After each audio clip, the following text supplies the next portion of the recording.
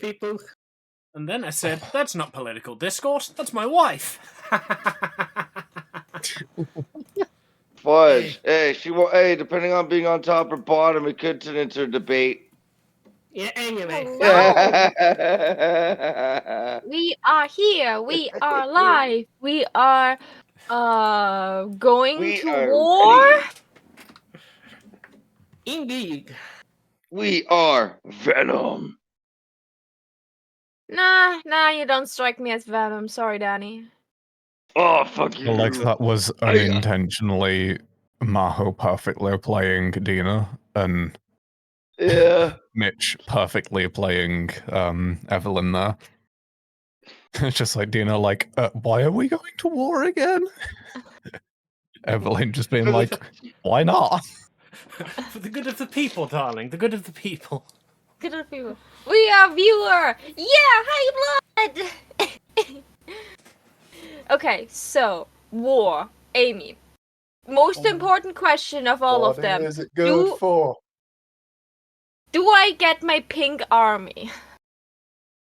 That's a good question. Can you turn share chat on? I'm about to do. A Pepto-Bismol army. It is on now. Do I get my Good. pink army? I should probably pull up my fucking chat on my computer. Yeah, so you guys can style your armies how you want. I do only have one token for armies, unfortunately. Damn. That means we have an army. That I don't care about that. I just know that Evelyn would literally bite JTH if he wants to make his army pink. That is her thing. Oh yeah, it's gonna be pink base with probably pink, blue, purple, like RGB emitting from it. Guys, you don't have to you don't have to dibs colors of armies. You can have the same colors. This isn't some sort of TTRPG. And no, I want my squad to be pink. It makes no sense if his squad is also pink. What if people think that his squad, whatever they fuck up, Hold on, they let will me just blame it on copyright the me? color pink real quick. You assume JTH hasn't already done that. So, if I remember correctly, we are going to war against the Kobold and Dragons, correct?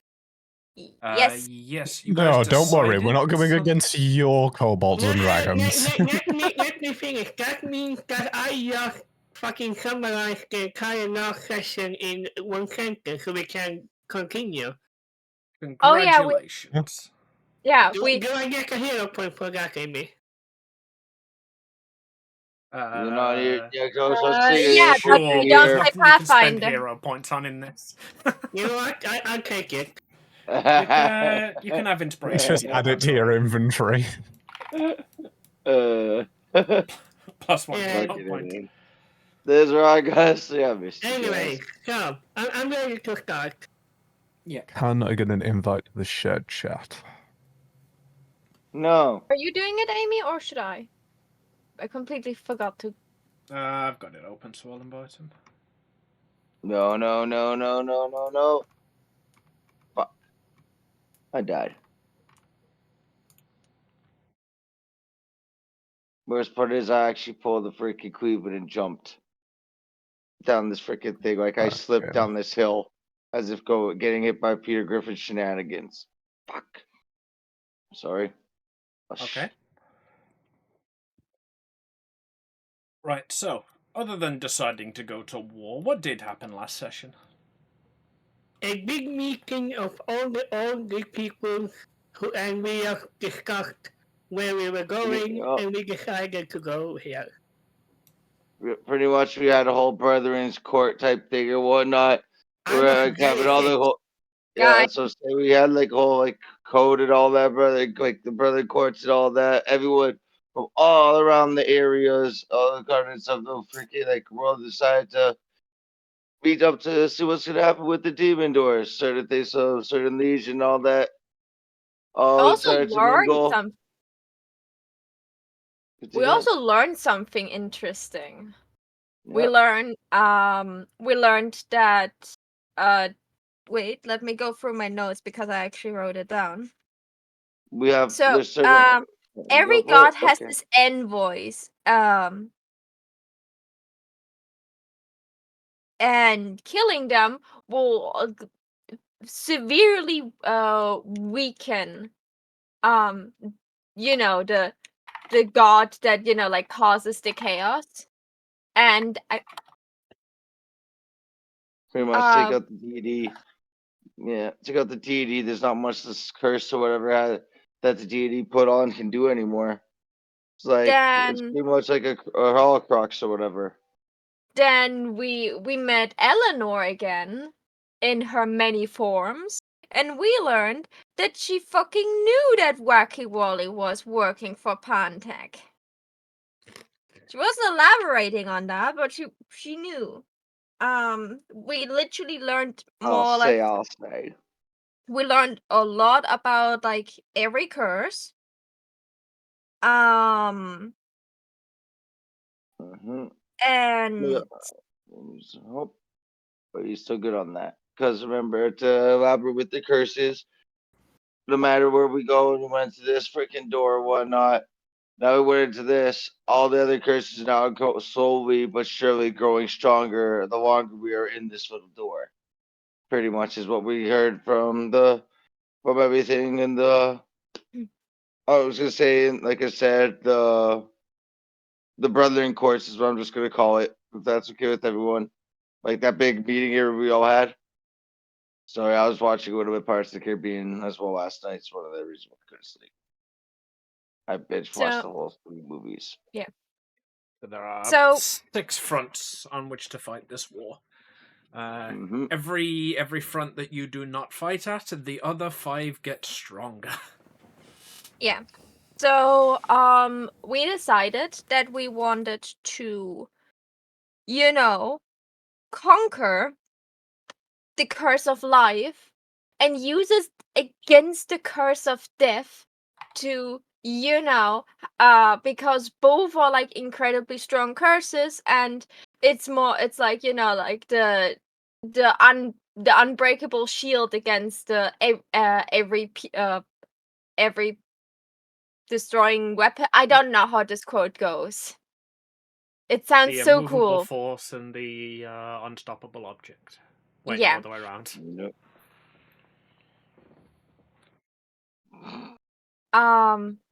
Big strong versus Like, big strong 2. So this is like our goal, but because like the whole undead goblin army is the thing we don't know if we can manage right now to get to the curse, we decided we go to the fighting situation that was, where the people were struggling the most, and a sure toothpick, our trusty little cursed sword, was giving us an like an amount of earful. like a giant amount of good information that was great in exchange for not harming his goddess. So we decided to go to his goddess first. And you guys won't harm my goddess, right? We had a deal. I understand that takes the sword and just pinches it really hard, using his silent magic to just suck it up. It's like, as a player, I personally don't plan to kill her. I personally think if she's really been brainwashed by this curse power, there could be a chance to unbrainwash her. And that would be incredibly helpful, because if we would have like, a goddess information on our side, it could maybe help us to understand how we could maybe get the curse of life without like before we sealing it away again. So I feel like we should also do what we normally do, and shout out the Patreon and all the other stuff of the map creator. We look in the bottom right hand corner. Some nerd named Amy the Randa made this map. Yeah, thank you. Credit where credit's due and all that. Confused me then. I was like, I didn't put my watermark on this. What? That was exactly out of frame as well. That was great. It's been like 20 seconds solid fighting with the fucking line length on this because you can't make the lines so short. Makes it really hard to draw text. In all seriousness, this map was made by me with the assistance of a tool called Incarnate. It is free to use. You should all go and check it out if you want to make your own maps. I very highly recommend it to any map makers out there. There you go. It'd come out really well. Amy the Randa. That's me! Anyway. We decided to go up northeast. North. Yeah, northeast. I was trying to figure out which direction it was going. Northeast to. Just realized we decided to go to the furthest possible fucking one away. Yeah, I realized that as I was making the map. Yep. Yeah, but don't worry, because we have a giant fucking golden dragon. We can fly over there, and hopefully a giant fucking dragon will be less suspicious than, like a giant RGB robot. Maha, I appreciate the compliment, but I understand it's not gold. And I felt we Alex, both decided you're carrying the entire party over there. I'm sure it won't take you long. That was fucking great. Finally, your 20 strength gonna come in some real use. Yeah. Fucking A. Sorry, carry on. I thought we had like the agreement that Evelyn will not ride you for very specific purposes that they both agreed on. Because they were both okay, if you love you. Yeah, my girl wants to say you want birds, but no. Yeah. Hey, big boy, you want to be ridden? Do you want to ride me? No, not really. Good, agreed. Yes. So, also, our good golden dragon, Goldie. No, wait, he had a name, and I forgot it. Did I wrote it down? Oh, I would have called them Goldie Scales, like Goldilocks, but no. No. Sorry. He got a name. Amy called him by a name, and I was like, oh my god, Evelyn will still call him insert nickname here. I DM'd it to you, but it was about 3 weeks ago. Can you find it while I finish up writing the title for the notes? I pinned it. It was Daireth the Gold. Yeah, Dee Dee. I think she was calling it Dee Dee. Yeah, that was it. Yeah, and she's like, and they made the agreement that Dee Dee would let them know immediately when it feels like weird, like if the curse has an effect on Dee Dee when we enter this region, Dee Dee will let us know immediately. Like, so, hey babes, want to ride my Dee Dee? Oh my lord, my brain's all thinking like Dexter's Laboratory, but all of a sudden that just came out of fucking left field. Alright, so fighting time, yeah? Eventually, yeah. Okay, so we are packing up to depart. And meeting like the people that fighting on the front there. Because like it would be completely stupid to wherever we're right now find troops and drag them over there. We are probably back again before the troops arrive. Right, so the armies are coming from districts. The information you've been given is that they have made their way basically over the Bearded Mountains and conquered most of it. There is one army that is heading out westwards, threatening to go through the neighbor plains towards Kokra. Most of the army seems like they're intent on going down to Ishgard, which is the main elven nation. You guys have basically got the choice of whether you want to meet up with the resistance at Upper Ishgard, at Central, or in the neighbor plains. If we go to Upper Ishgard, are you gonna do a funny voice for them?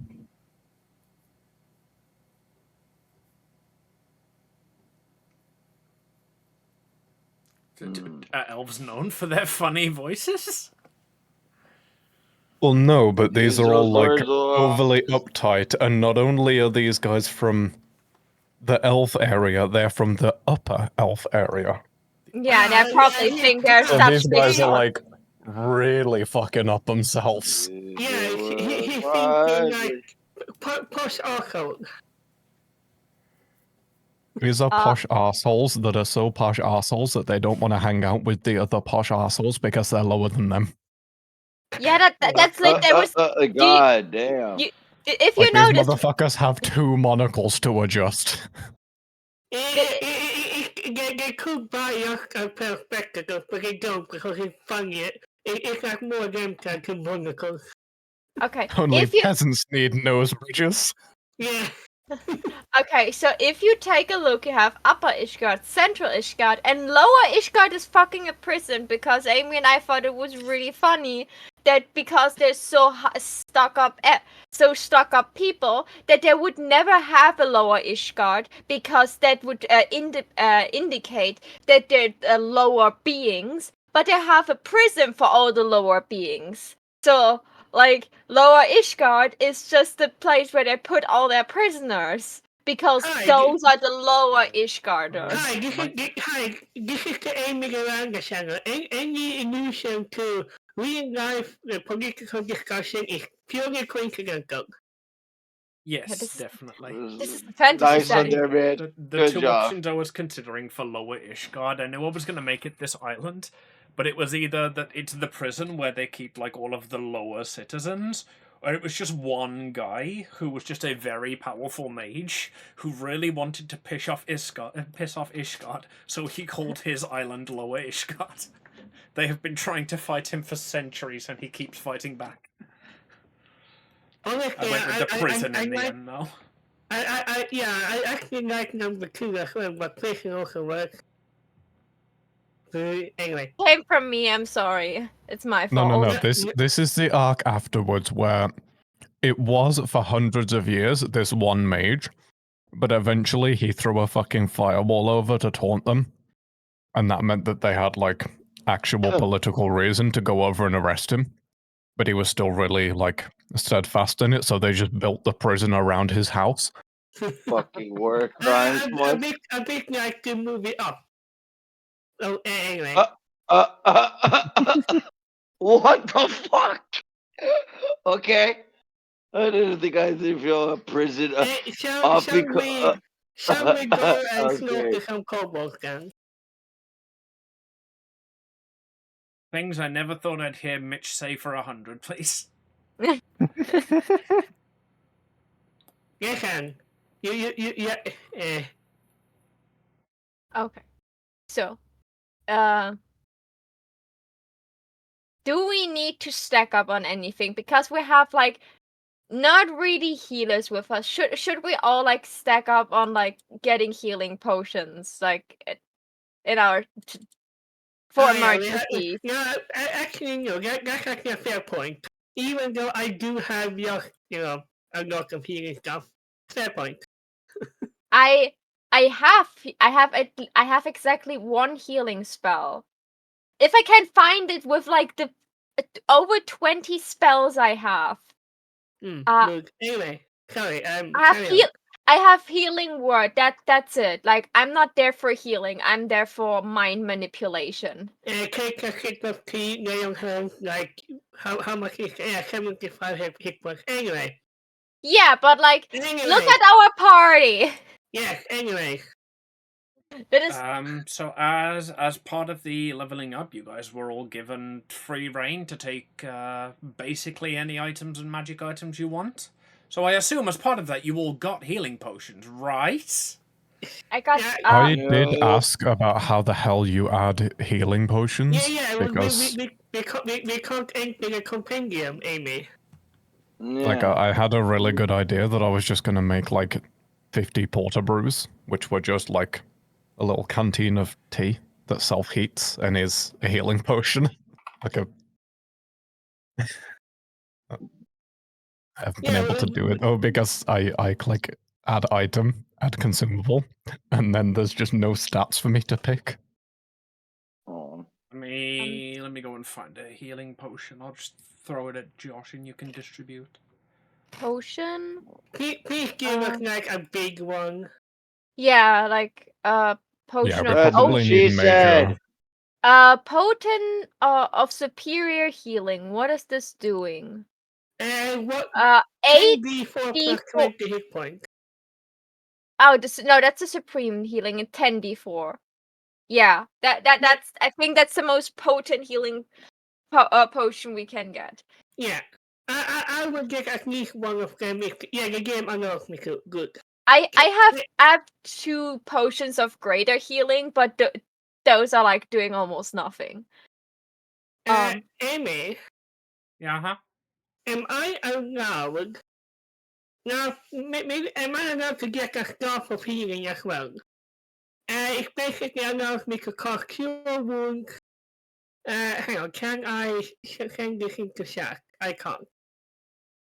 No, I'm just gonna take one supreme healing, one superior healing, and one normal health potion. There you go. I take a look just now. Like, do we?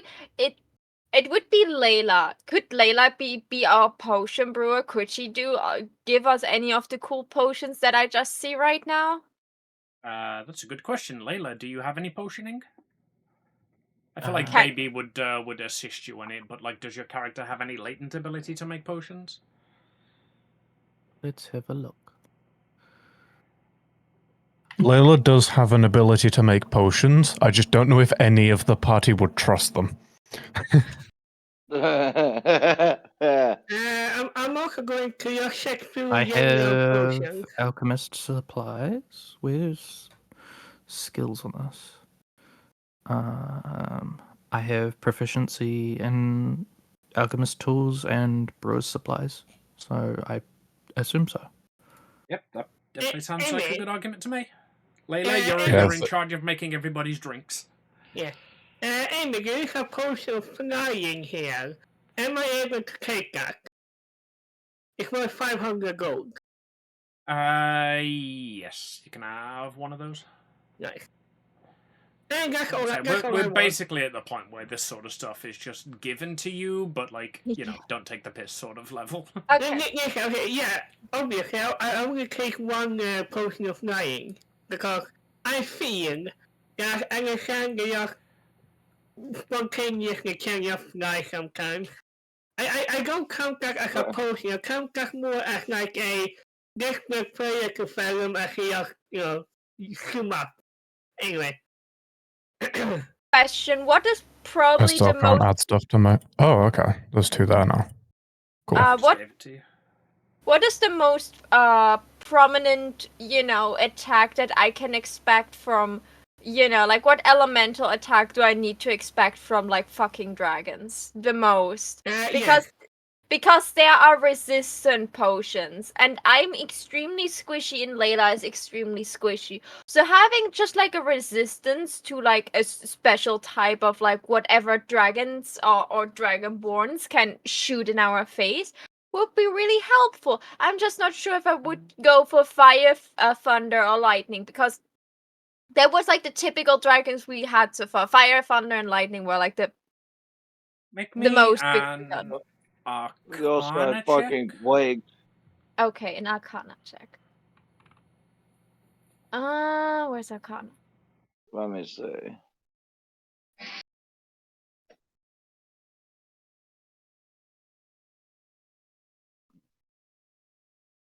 $24.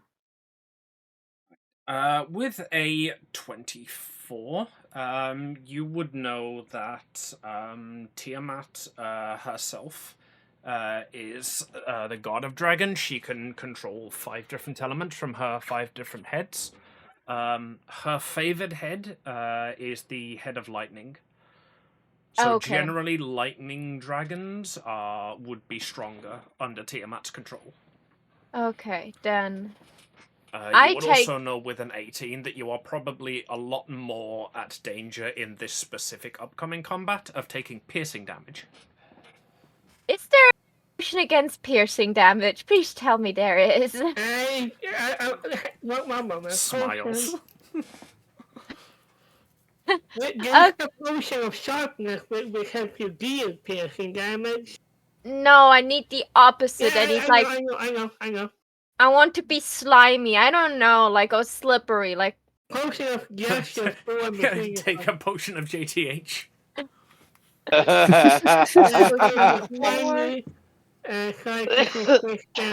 From a giant stream. It's literally a cantrip against piercing damage. What is the cantrip called? Like I don't have. Big one. Please don't stab me. Greater, please don't stab me. Potion of water breathing, potion of storm giant, stone giant, potion of speed. Are you guys just looking through like a site for these? No. If you go to the compendium back in the top right, you will find items and spells. And then items SDR. Yeah, and then in items you have potions, and I scroll through them. Can you guys see the D&D Beyond content in compendiums? Yeah, that's where I got it from. Ah, sweet.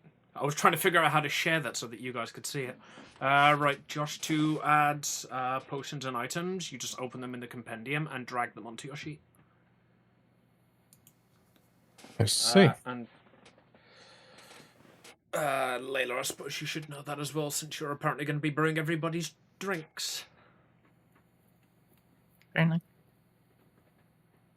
Let's see if there are more in here, because I got them from somewhere else. I am not happy with my. Well, I'm gonna check something while I'm here. Oh my god, the poorly morphed potion is literally a bottle of gay. Really? I'm gonna try something. What is that? If this works, then I found what I want. I want the potion of invulnerability. For 1 minute after you drink this potion, you have resistance to all damage types. That! I want that! That certainly would count as a wondrous item. Yeah. No, it's a rare potion. It's potion called rare. I found the attunement item I want for the thing that you said ages ago where we can have an attuned item. Have you not already taken one? Really, buddy? I've still only got the one attunement that I had fucking ages ago. Ring of Regeneration.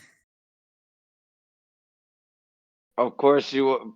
He is a slime app. They are a slime after all. Of course that would actually work really nice with your character. Yeah. What does it do? Read it out.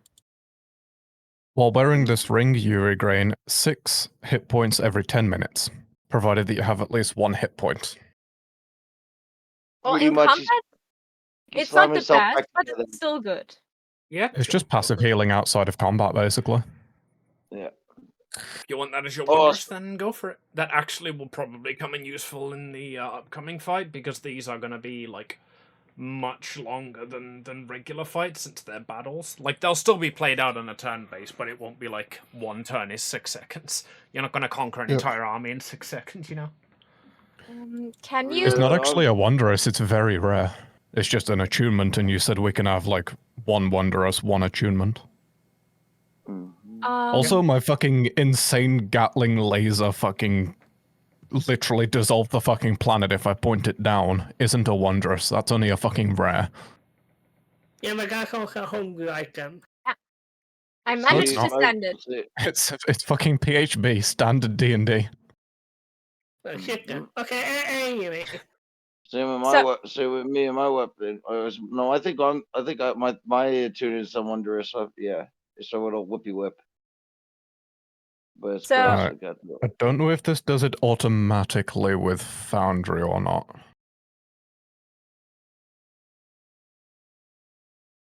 Also, when I mouse over it, it says not proficient, but I'm not sure if that would even be remotely required for an item like this. What I'm going to say with the potions then, you can all take one superior and one supreme potion of healing, and one other potion of your choice. In that case, I will delete the normal healing potions I bought. Fair enough. One superior. No, hang on. I need to delete you. Yeah, one superior, one supreme, and one flying. Potion of gaseous form. I can become even more liquid if I wanted to. Or even more fluid, I suppose, would be the correct term. I was going to say, isn't that the opposite of turning liquid? Do I take the anti-stabby potion or do I take the anti-shock potion? Potion of polychromy. A potion of fucking what? I literally, gay. have a potion of gay. I told you there's a potion of gay. When you drink this potion, you and everything you are wearing or carrying take on a rainbow-hued appearance for 1 hour. During that time, you can feel use like a bonus Layla has action definitely to turn made at any least color one or of these. combination of colors you choose. I feel like Layla knows how to make these already because she has definitely made one accidentally and slipped it into my drink at some point without me noticing. How do you not notice that your drink is suddenly a rainbow? You're like, oh, that's weird. This tea is an odd shade of brown, red, orange, yellow, green, blue, purple, and pink.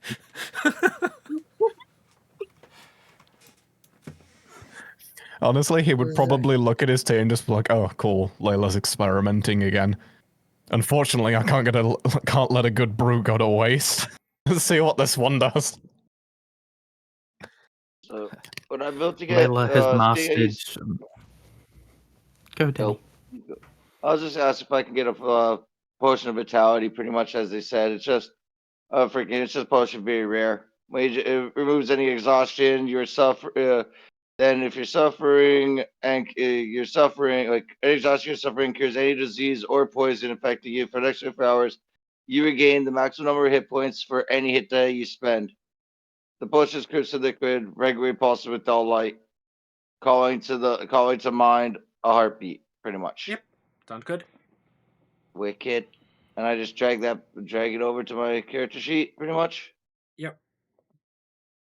Okay. There we go.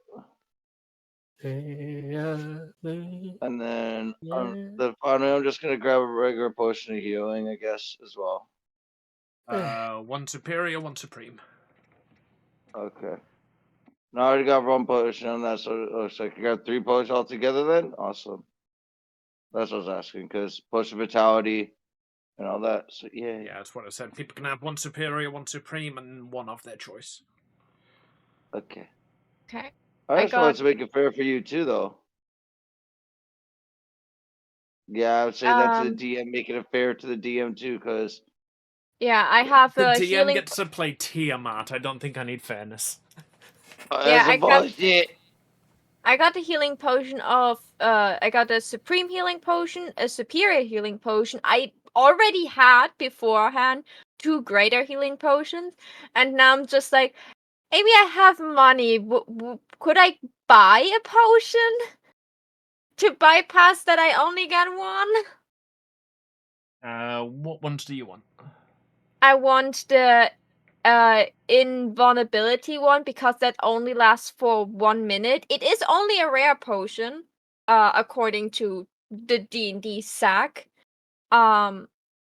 And for 300 gold, I would buy the lightning resistance potion because that lasts for an hour. So I would chuck that before going in, and I would, drink the invulnerability potion before I phase up off anything that is, in stabby range.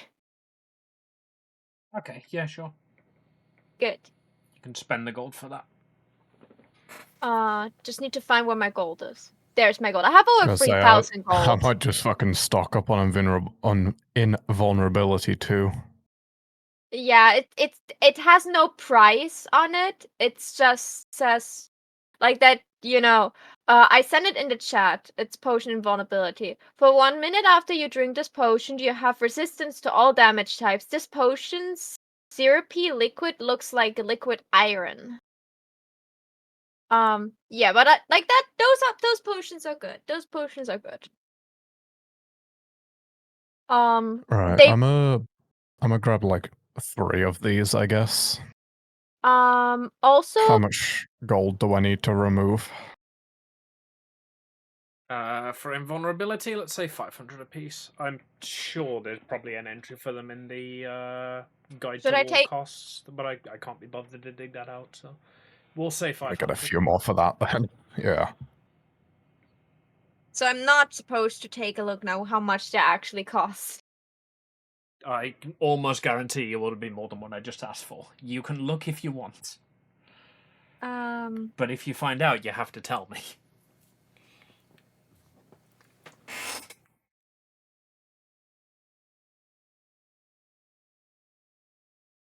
Not invisibility. As I was writing out the fucking JTH co-porter brew on the custom name, I realized I could call it the potion of stiff upper lip. Amy, you want to laugh? Go ahead. It's 500. Hey, yo! Nice. I'm just that good at DMing. But why does it say it gives like resistance for damage for 1 hour? What the fuck? They're saying it's 1 hour online and not 1 minute. This may be an instance of 2024 rules clashing with older rules. Yeah, it's like it's from Critical Role. Maybe that's why. Like I found it, but they say like it's like an hour. Would also make sense because like 1 minute of like just like Well, 1 minute every is an entire combat, basically. Yeah, that's 10 turns. Yeah, but the potion against lightning resistance is also 1 hour and it costs less.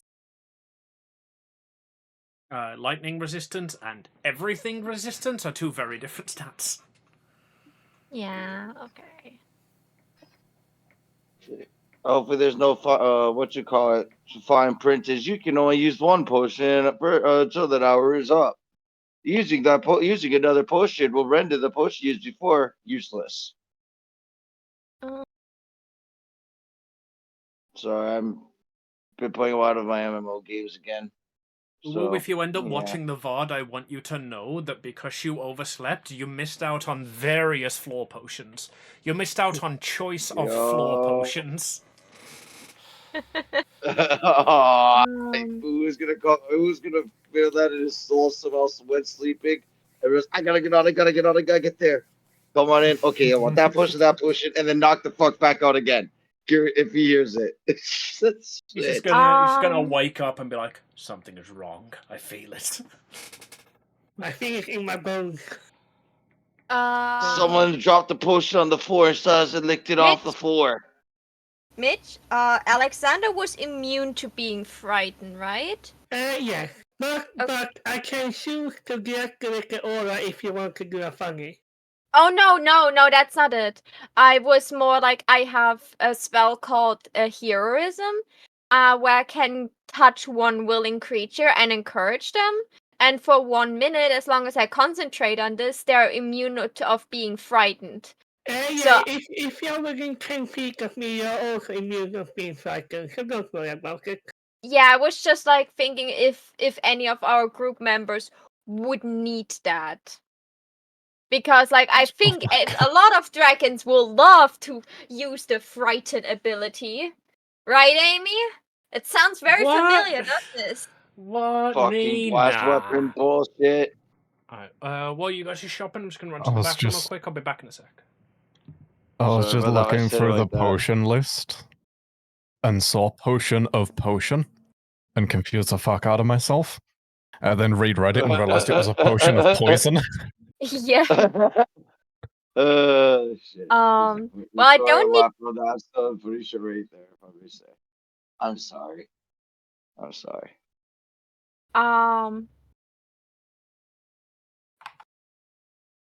Where's the spot I'm supposed to go? Level 85 to kill something. Where am I supposed? I forgot where I'm I supposed to hate go. that invisibility ends when you when you attack or cast a spell. Because like that's the reason why you want invisibility. You want to give it to your rogue so they always have like sneak attack. I was about, oh, there's a potion of invisibility that's great for Danny, and I'm like, oh no, it's not. Mm-mm. Remember though, I can just use my own spells to go invisible if I want, and then also spells that allows me to see invisibility as well. Remember, I'm a trickster. I'm a trickster rogue, so Yeah, but you know, like it I use spells, but yeah, I understand. I'd rather have a potion than have a use a spell slot. yeah, like I can make you invisible. The problem is the moment you attack, you're not invisible anymore. So this is just like a one-trick pony. Yep.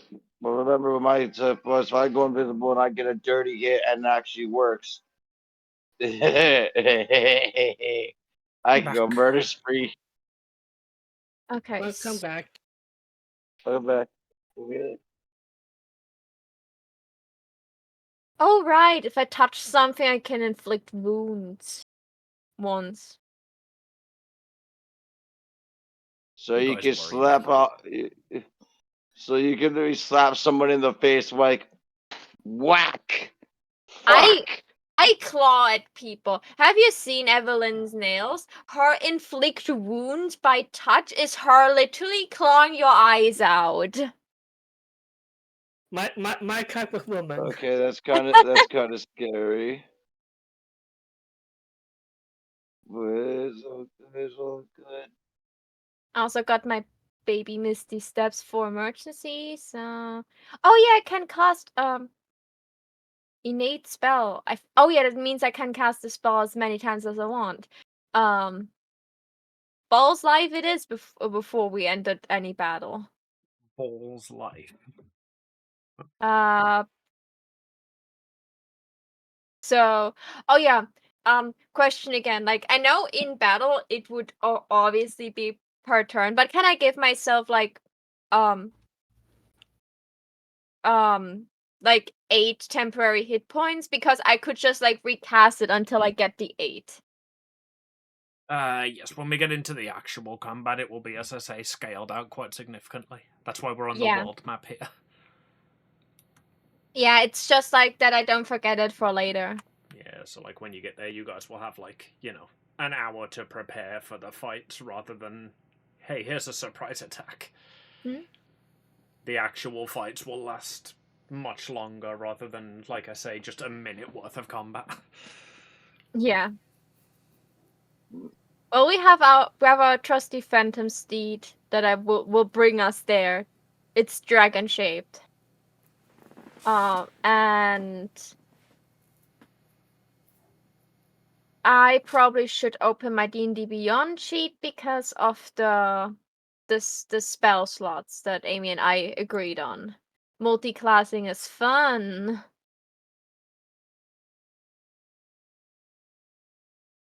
Especially if you're a fucking warlock. Yes, you have your cake, and you're disappointed that the cake isn't cake enough. No, because of how I'm not having a bigger fun. Relax. I heard about I heard the freaking sarcasm of the real fuckery in that voice part in there, bitch. Yeah, no. That's great. Just the way that Foundry works. D&D Beyond allowed me to use any spell slot, to use any spell, no matter with which class I learned the spell. But Foundry doesn't, so I need to check like which spell slot it just like cranked a bunch of like spells into my Warlock Pact spell list, where I only got 2 spell slots. Even though I could cast those spells with other spell slots I have. So I had a discussion with Amy. She allowed me to use other spell slots as long as the, same level. So I just need peek over from time to time which level the spell was. Vibrated over concern. Oh no. Like, Fourth level was Charm Monster. That was the big, and Banishment. Those were the big things I had for fourth level. Was wondering what I got for fourth level spells. Okay, so I got the equipment I need. Okay. Everyone else done shopping? Pretty much. I'm still poking about, seeing if there's anything interesting. Fuck you, Mitch. Let's finish the Ah. shopping and let's actually start the session. Yeah. All I gotta say is middle finger to you, bitch. You freaking got me singing the freaking. Oh, that song stuck in my head. You're Thanks. welcome. Fuck you, man. Hey, Right, Oh. pay me first. Fucking Zelda. Fucking. Oh. I'm good. No fighting, no PvP. No. I love how nobody reacted to my comment there. Kind of became best group ever. Okay, let's close all the potion windows I accidentally opened. Okay.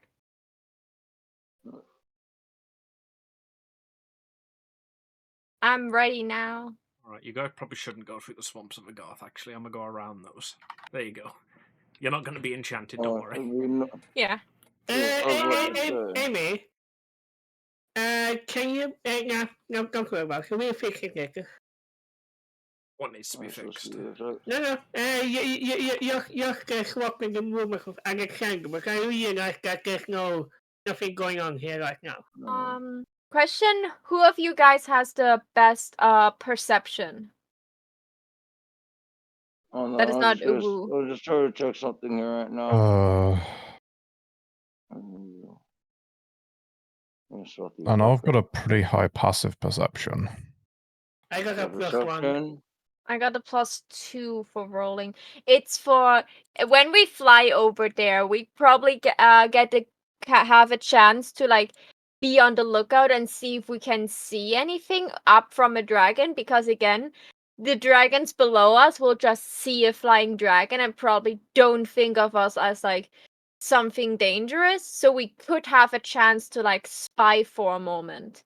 But that would be a roll that probably someone with a high perception Got should do. +9 on mine. +3, sorry. Then you are probably the best. Alright then. Let's do that. As you're flying over, you come close to the bearded mountain range. Josh, make me a perception check, and Evelyn, make me a stealth. 1. No, this is safe. Never mind.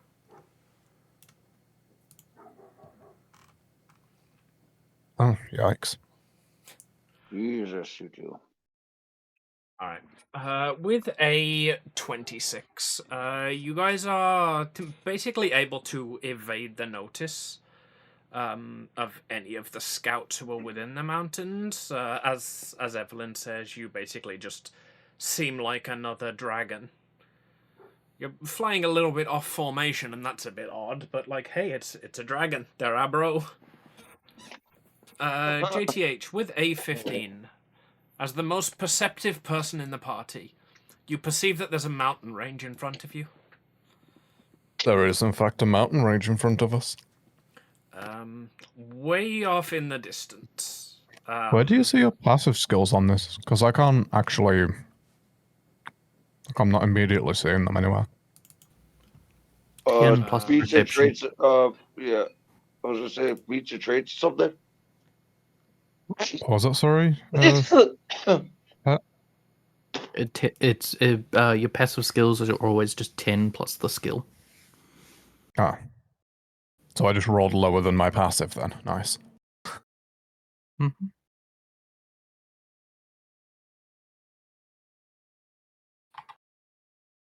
In this situation, wouldn't you have been able to use your passive perception instead of rolling perception?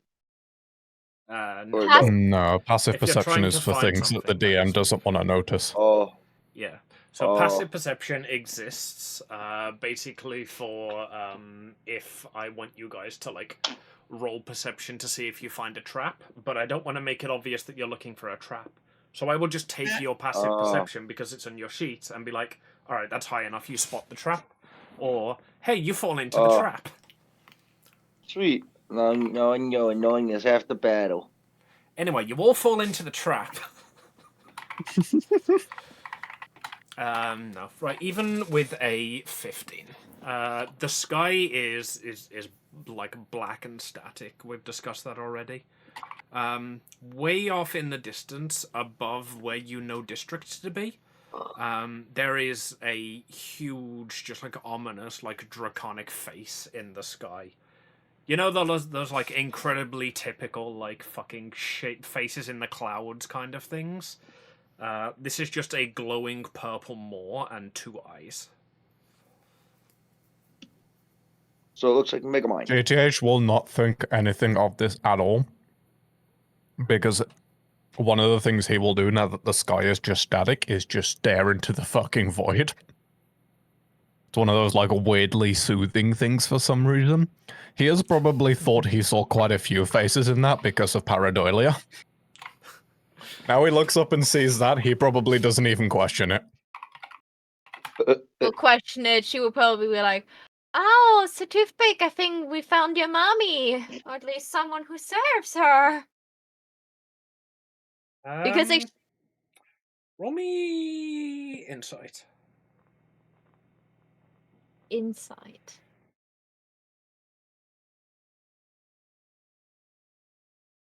Oops. Yeah, Toothpick gives you nothing. As you say, we think we found your mummy. He just like is oddly silent for the first time in a while. Enough information for me. JTH is just gonna tap on the gem. I think it's broken. Oh no. He sometimes does that. He's a silent motherfucker at times, eh? If you So- figured out what causes it, that would be really useful to know. Yes, coming near to his mother, apparently. Oh no, he's got mommy issues. Oh, yeah, Evelyn's like, yeah, He's of course he has owned by mommy Evelyn. issues. Of course, he's got mummy issues. God damn.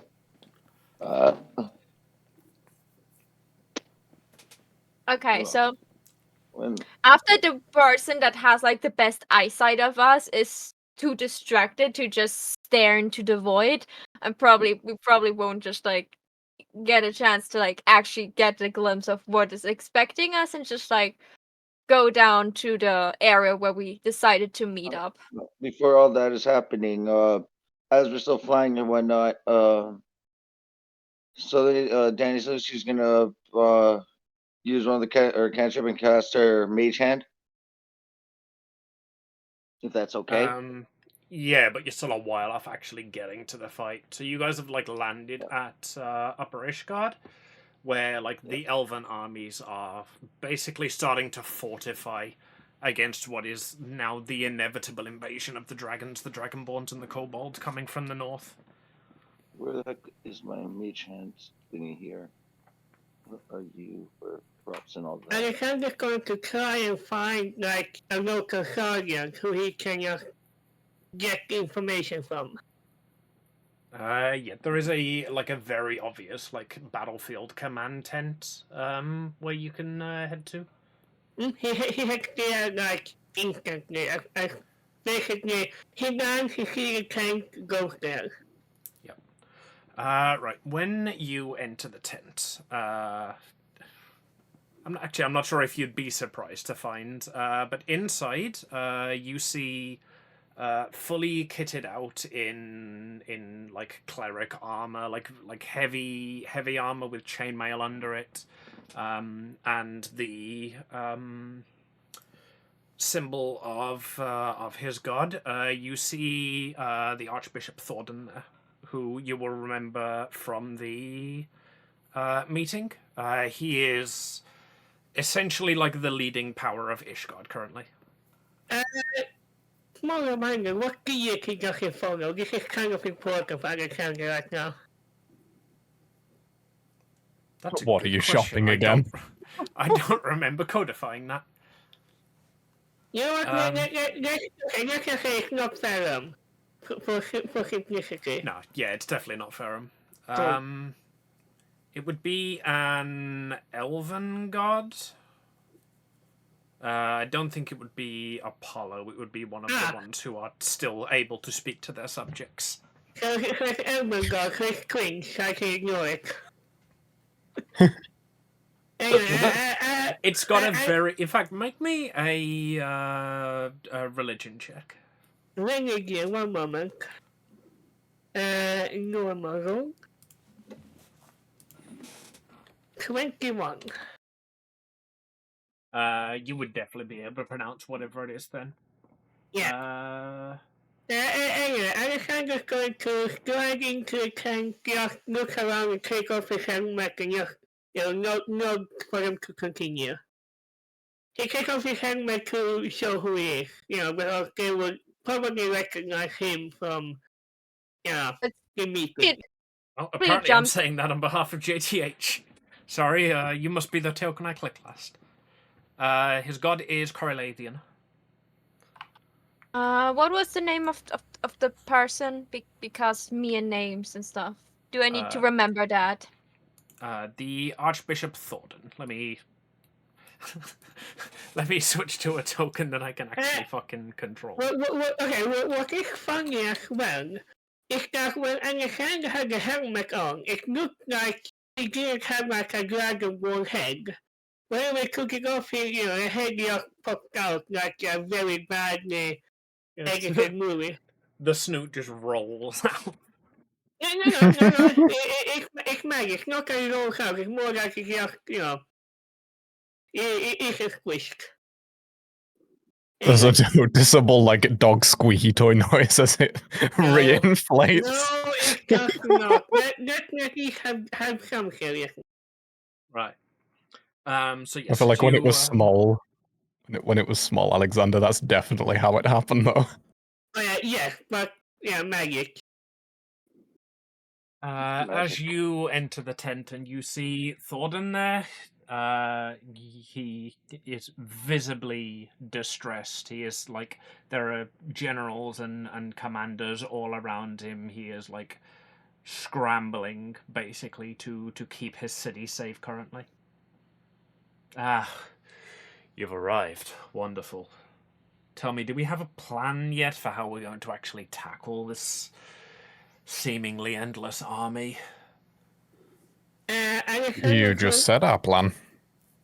Alexander's going to step up to the to war table. Like how far from 1 to 10 is the city without our help? Is it like if we hadn't showed up right now, the city would be absolutely doomed? Sir Bronze, we are erecting walls in That aid was of fighting a flying creature. that was not a directed question. That was a question from a player to Game Master. Oh, yeah, basically, like, the only reason these dragons, like, haven't overtaken this city is because you guys decided to fight this first. They are days away from like, the furthest pressing army from breaching, like, the walls of Upper Ishgard that they're fortifying now. Okay, Alexander would have read, like, the briefings and reports, all of that. Yeah. And like he will just compare that to the map to confirm what was going on. Yeah, you would. There's like one of those big like fucking here's a map of the entire continent with several armies placed all over it. You notice that the armies of Upper Ishgard are situated basically throughout Ishgard, and the bulk of them are here at the river on that map. So is it hold? Yeah, it's hold press. The bulk of the armies are here. This is where they're attempting to set up like the walls and the ballistas. Their main minder here is on defense rather than offense. That's what you guys are here for the offense. The armies throughout the mountains, they are roughly where they are situated on the map that you guys can see. But as he sees you examining the map, he just says, we don't have basically any good reliable information. We don't know where these armies are exactly. We don't... None of our scouts are returning. This is only guesswork, as he gestures at the map of the Bearded Mountains. Here Alexander mumbles something about military intelligence and it being an oxymoron, but he actually studies the map. Here's the thing, playing me like, playing me is a lot more stupid than Alexander when it comes to these matters. Alexander will, give them ideas of like... Make me an intelligence roll. Oh boy. Why? Can it be wisdom instead? Sure, that could work, yeah. No. If you've got a specific skill. It's basically if you notice something particular on the map. Perception then. Can it be perception? That'd do. Yeah. That will go from -1 to +1. 19. That's not too good. With a 19, as I say, you do notice like the bulk of the army is here, like along the river. They are spread throughout. There is also a sizable contingent in central Ishgard. And with a 19, I will give you no further than that.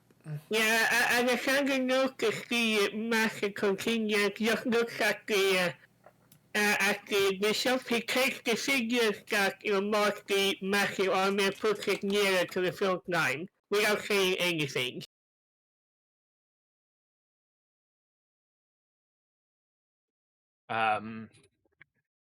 Before that even leaves the citadel of Central Ishgard, he moves it back.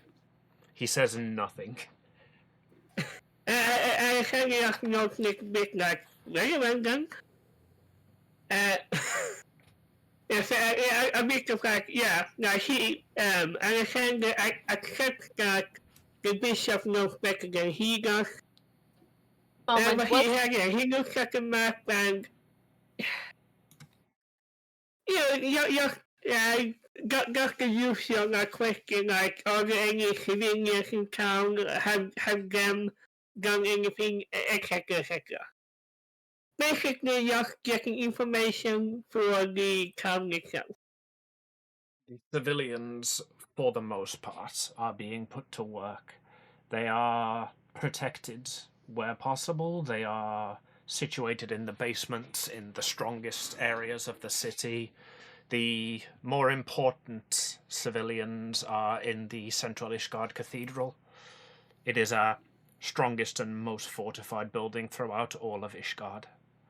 Alexander nods, and after a bit of thinking, he looks up and asks like, how long can the citadel withstand a siege?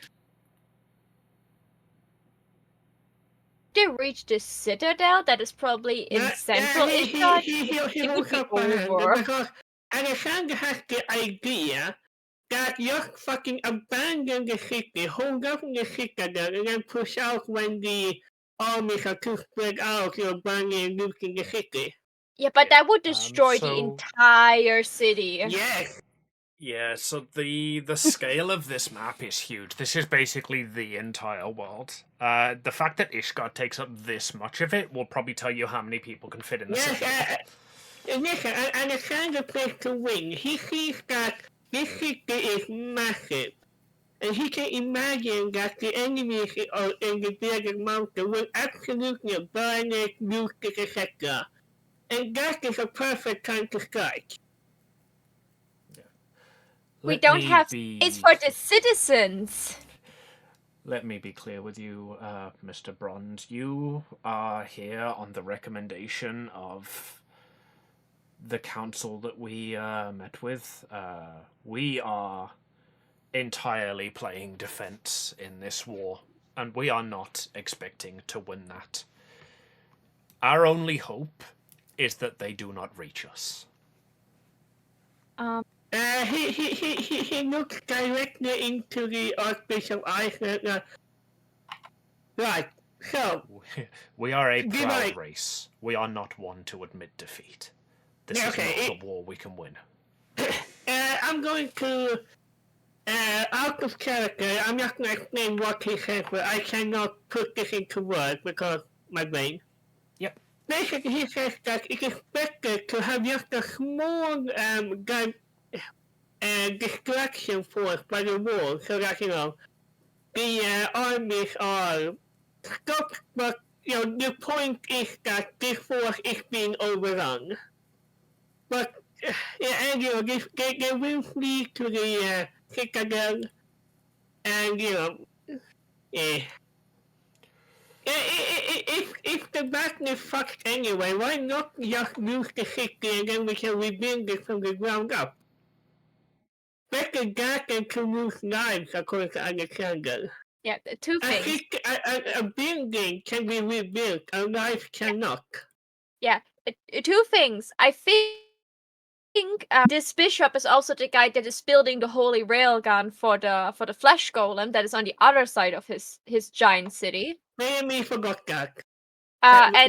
And the second thing is, if we go with that plan, and I can say that as Evelyn, she's like leaning over to you, like, so to recap that, and I'm all for war crimes, but you just said we should sacrifice 90% of the civilians that live here. No, he didn't say that. He said you should sacrifice the building.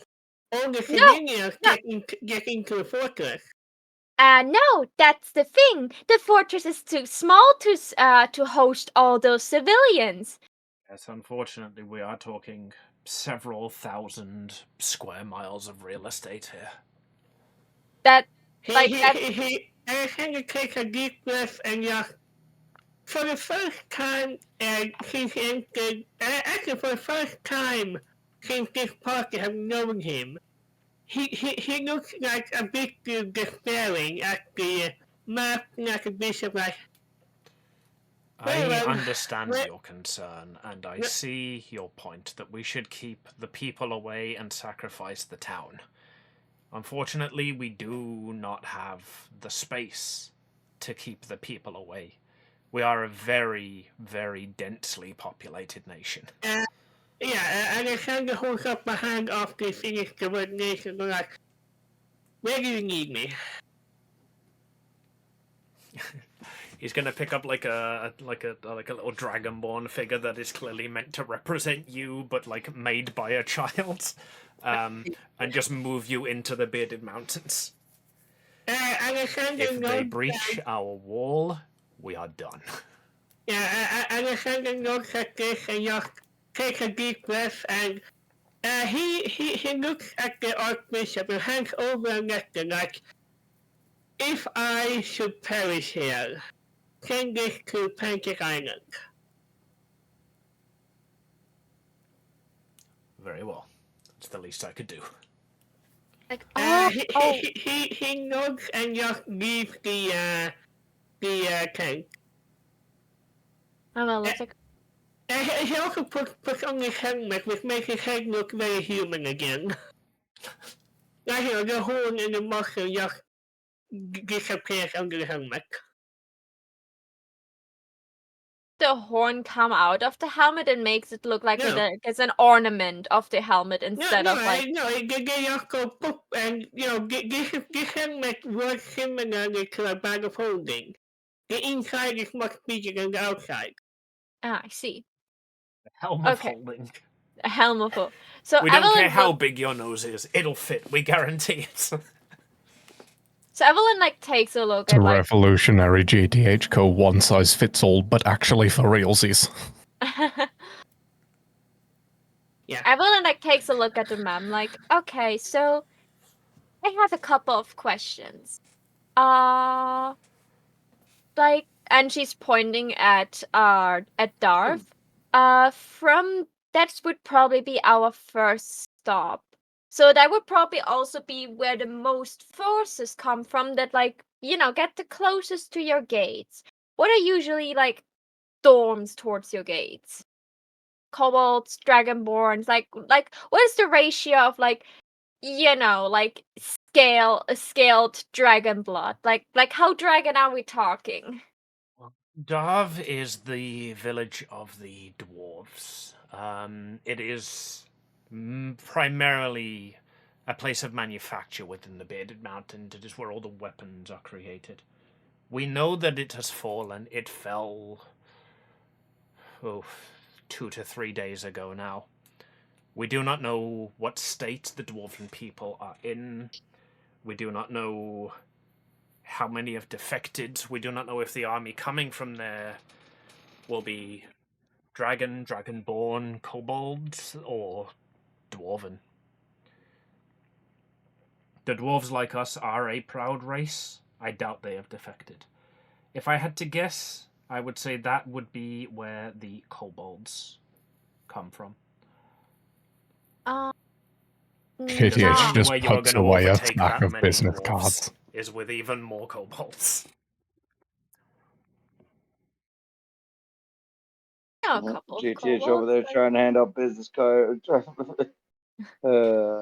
He's like, oh, okay. Gotta start your business somehow. So make me an intelligence check, as Evelyn. Intelligence. Yeah, there's not really a military strategy stat. Deception. Wait. Fucking Sun Tzu over here. Yeah. Well, the deception would be like to like, okay, so how would I like hide my presence? Like if like think like the enemy would think, maybe. Alright, I'll take that. No, that was that just goes for what I want. Yeah. That was just a joke on how politicians are currently running various armies. Politics, awooga. Okay. I don't care if it's deception or intimidation, but it's more of a, okay, I will try to think how our enemy is thinking. And that is, like more in the, deceptive or intimidation style. Like how would they do things? Roll a deception for it. Oh my god, yes! There's a 22 with a 5! Damn. That's what. That's why. With a 22, you sense some trepidation in his words, in his guess that this might be the kobolds. If you were in control of the army, you would probably send dragons to overtake a dwarven kingdom. Yeah, especially with all the weapons they're probably forged there. She's like, okay, so let's just say, like I personally, if I would be in charge there, I would send dragons because the dwarves are known for the good weapons they forge and how resilient they are. So I would not just send a couple of kobolds to run against an iron wall.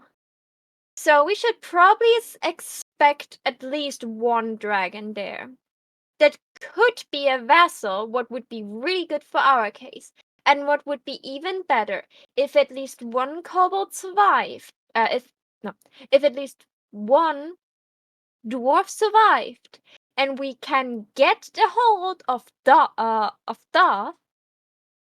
I think building the Holy Railgun with their equipment and at least one dwarven knowledge would be much faster. It would also enhance the troops you're having here. So I would say we did send over supplies for the railgun before they fell. In fact, it was on one of these shipments that we learned that the armies were approaching. We have not heard from them since, and that is how we know they have fallen. Well, then I guess we will take our neat little group and is probably like ruffling Layla's hair in a loving way, and Maybe some of your soldiers, if you can spare some. We have prepared a regiment for each of you to command. As many soldiers as we can spare have been split evenly between you. Perfect. That's just perfect. Oh, I have to see them. You know, like, And I apologize in advance to the families of the soldiers I'm about to command. I also imagine that because of the briefing, Alexander just got the very beefy voice. Actually, Yes, can I just so- make a declaration here? Not like one of the ones using points or whatever, but JTH will have basically a handwritten letter. Basically, as any armies that he gets to command, it will be like a personalized letter to the families, not pre-written, but he's got it ready to give out to any families, in case the soldiers are lost type thing, just as yeah, yeah, definitely. your family member was lost in battle. My respect goes out to them. Thank you for allowing them to do this type thing. If you need any help or aid getting through it, JTH Co is offering whatever Please aid is call the needed. JTH Co bereavement hotline at. If you lost your fucking house or whatever and you have family members that fucking fought in it, you can come to us. We will at least help as best we can type thing. No, I don't think any This major isn't world power a- would protect the families of veterans. Oh, politics Yeah, alarm, Awooga. Yeah, that isn't I want to get my business out there either. That is literally just he wants Yeah, to you wanna have a network, way of yeah. paying himself. Himself paying the people who have helped him out in this. Alright, JTH the philanthropist, got it. Right. Wouldn't go that far. JTH the war profiteers. Right, so the armies that you guys get are gonna generally match up with your own classes and the things that you can do. And with that, we're gonna move over to the skills challenge tab. Oh, whoa. Ooh, skill challenge. You know I was everyone's wondering what this favorite was for. scene in Mulan where you get to train an army? Yes. Oh god. Yay, we can make a man out of them. Yay. Everybody pick your favorite Mulan song and start singing. Wait, no, don't do that. Right, so this is going to be a skills challenge. Does everybody remember the rules of the skills challenges? Because we haven't done one for a while. I do, but I do. can't do it. It's basically, we make a skill check, something happens, and then it just continues with the skill check. Yeah, Yes. I think it's if three of us fail, we or something like that before, and if three fails, that means we all fail or something for skills challenge or something like that at one point. Yes. I'm not too sure. So this is going to be a training montage. You are going to tell me how you guys are training your armies, how you are adapting them to your way of fighting, what you are teaching them, what you are doing. I'm going to ask for a skill check in relation to that. Can I start? Because it will be in initiative order. You can't roll the same check as the person before you. You cannot roll the same check you did last round. All right, you are going to need to... Yeah, just add your tokens in along the bottom. Just so that we can put you in initiative. I'm going to guess Echo Knight isn't going to be needed here, because that will give me 2 initiatives, or are we saying I can use them as a... No, everybody gets 1. Okay. Spider-Man rules. But there's 3 Spider-Man. I saw them pointing at each other. Does that mean I get another Echo Knight? No. Just give me a level. And Wu is still not here, so that's everybody in, I believe. Let's add you all to initiative. and we will just begin combat on that. So if you all roll your initiative, and then we can get started with the skills challenge. Indeed. Cool.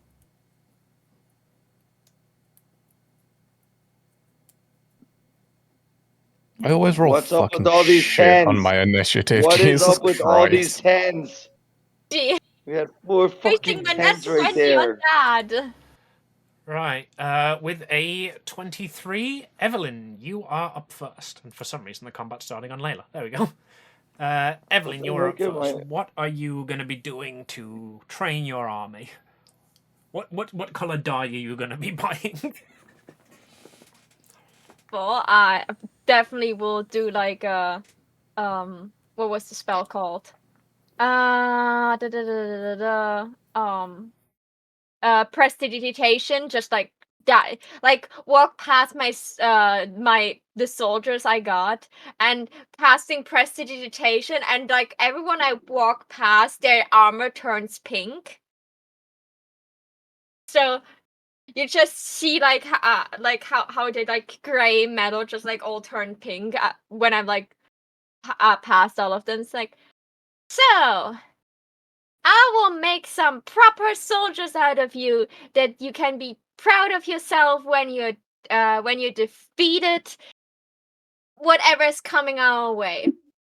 So speaking of Disney songs, we've got "I'll Make a Man Out of You." Yeah, no. There's a different song playing because We're fighting for. I'm a Barbie girl in a Barbie world. No, there are other ways of persuasion starts playing. As So you're gonna slut them all up. I'm trying to yeah, that's playing where I'd like teach them how to deceive people, how to make like the perfect way of lying. Right, that sounds like you want to make a deception check there. Yeah. Go. Oh! Alright, so with a plus 17. I was gonna say, that is a 3 that somehow came out to a 20. That is a failure. What? You're level 17. A 20 ain't No, it gonna was a cut it. plus 17. Let me. Oh god, the entire list is gone. Then I got like a new. I hate. I don't want to fail this challenge. So that was an ability or skill check, right? Yes. Did you just move the wrong one there? Nope, that's right. That's a fail. That token I'm using to represent fails. That has moved one closer to the failure. Okay. So I thought that was like enemy versus us. So I want to ask if I we're the could. top bottle's enemy. I have the lucky feat. Could I re-roll that, please? Okay, go. Because that is just like that is upsetting. 19. That's something. Alright, fine.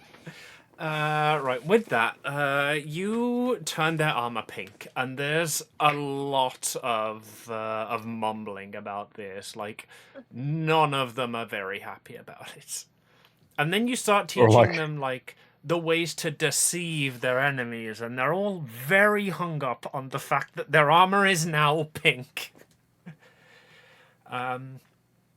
But then, you manage to reword it. You manage to, successfully, explain your way of warfare. Like, you don't have to get your hands dirty if they don't see you coming. And they begin to buy into it more, and that is a success. Yeah. I said that is a success. There we go. Alright, next up, Layla. I dread to ask, but how are you training your army? How am I training my army? Layla is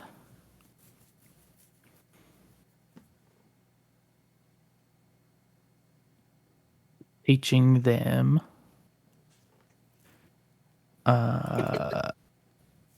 Geek? Maybe? What was that? what, I don't what- see what- I don't see Layla, so I was just like, maybe magic? I have the feeling Layla's Arcana is probably through the roof. Yeah, but I can't just say Arcana. I gotta give like how it's gonna be Arcana, you know? Hmm.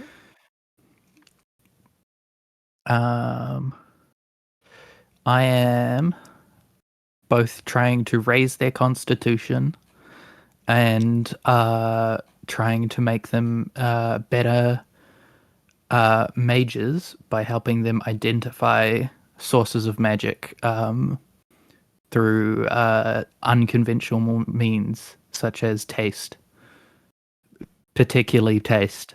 I'm Alright, making so them eat you're- different types of magic. You're doing Wild Magic 101. Uh-huh. You should, Alright. you know, Uh, if you lick your finger in a room, you should be able Does to it make a sound? be able to tell what type of magic is present. It's a valuable skill. Alright then. I think we're going to use one of the skills that I thought was a great idea for a skill, and we've almost literally never used. Roll me a tolerance check. I guess I can do that.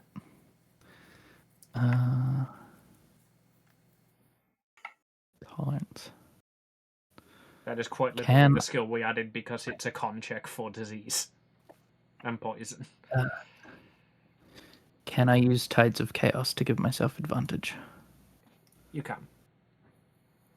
Coolly.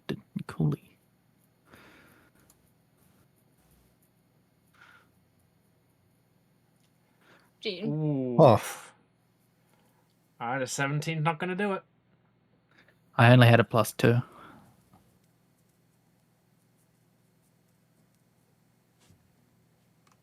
Right. So with that, you begin teaching your army how to lick the air. Several of them throw up. There are a few that manage to pick up on some of the skills, but overall, we're calling that a failure. Okay. This is a very unconventional way of teaching people how to do stuff. Danny, how you Yo. teaching your homos? The fuck? Damn, They're just elves, because of course they're all gay. just because some of them are This is red not and canon. white. Yeah, I was gonna say, just because some of them are dressed in red and white or whatnot does not make a fun point. Okay. But pretty much, I'm actually All right, going how to are you be teaching your overly effeminate men? There we go. And especially overly There we effeminate females. There we go.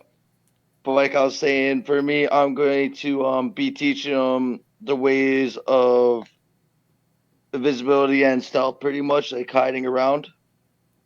Like pretty much, I'm teaching them how to freaking like how to use like invincibility or visibility, being able to hide behind freaking, even if it's a small little rock or whatnot. So manage to make their body so small that they actually can hide behind it. Yeah, and you're going to be stuff like teaching that. the way of the sneaky. The ways cow. of the ninja. Pretty much the ways of the ninja. All right, stealth check. All right. So that's just where do I do this stuff? To just roll just roll the regular stealth and the thing there for skills. Yep, just Pretty stealth and much. skills. Okay.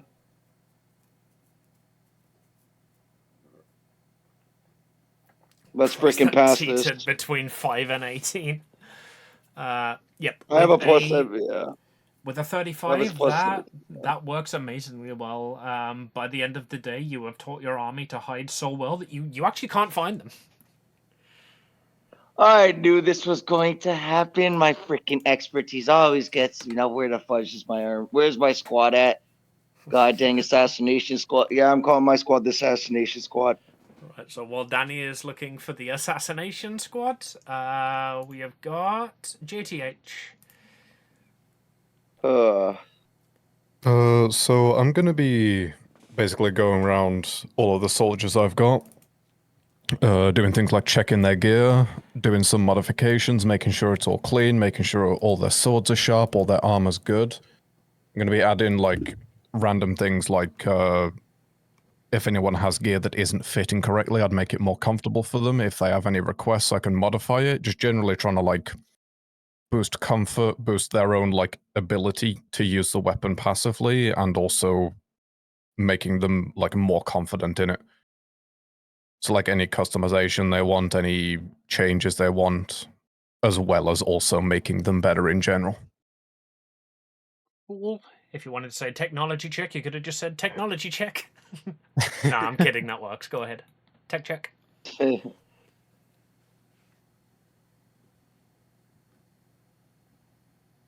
Sorry. Alright, that is a success. You have very easily got the most well-equipped unit out there. All of their jock straps are fitted perfectly. Feels like they're wearing nothing at all. I hate all of you. You know what? That's a fucking failure just for the mental trauma I have to admit this. No. Alex, you're up. I see you posted in chat. Yeah, that's like a copy paste, I know it. Ah. Alright. What is Bronze doing? He's going... The guy whose literal entire thing is training armies. How do you train your army? Okay, first, I imagine I understand what's given, like, the basically big shield wall people. And Yes, so again, like most of the armies that you guys are given are ones that like replicate your own skills and talents. Absolutely. So he's just going to make sure his athletics check. He's going to make an athletics check to like make sure they are in tip-top shape and also remind them that they are basically being the distraction for, the sneaky boys. Yes. You guys are the distractions. Show me your best backflip. It needs to be impressive. Roll me an athletics check. I'm going to use my inspiration. I'm okay with that. Yeah, I'm Holy fucking nat 20. Alright, a nat 20 is 2 successes.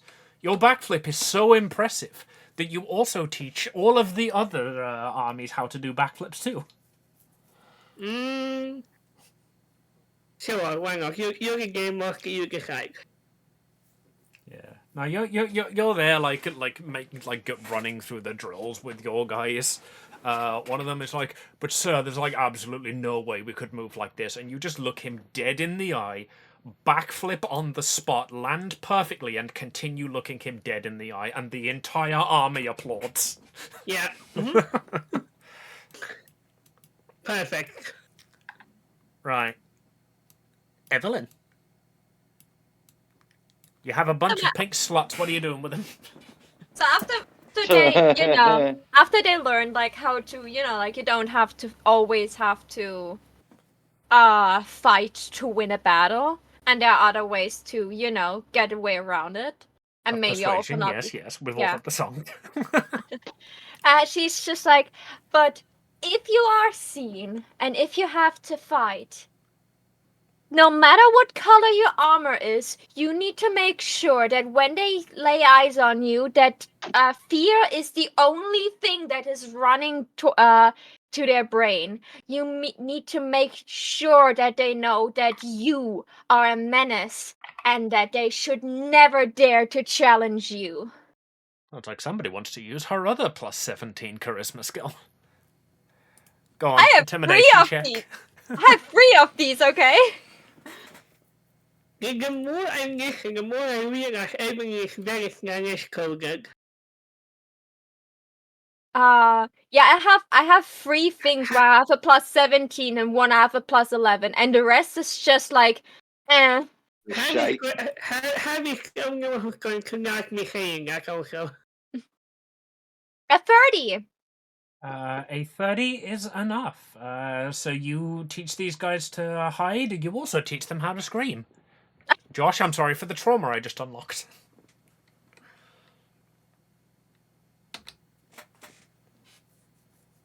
The fuck?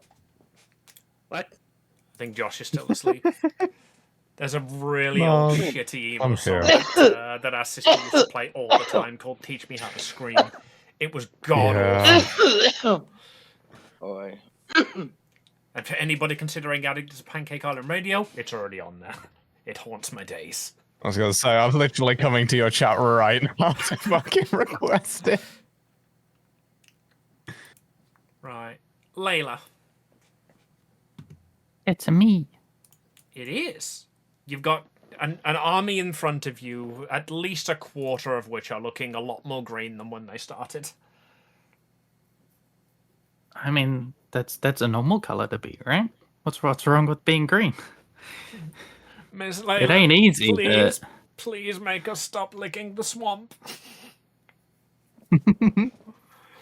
Fuck you, gay. What are you doing?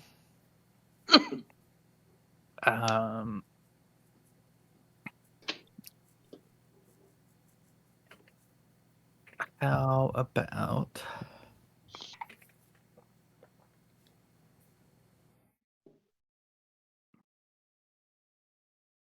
Rebecca, I used to wash room. Still have my headset on, so I can still hear everything that's going on. Okie dokie. I will try and teach them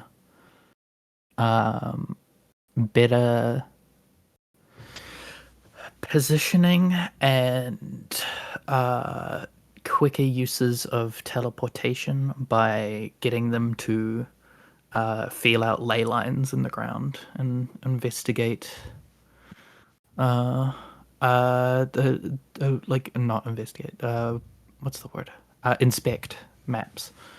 You want to teach them how to investigate maps. Yeah, sounds like a nature check to me. No, go ahead, roll investigation.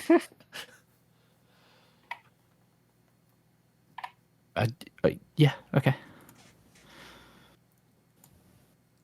Well, if you were fishing for Arcana, your stats are the same. True.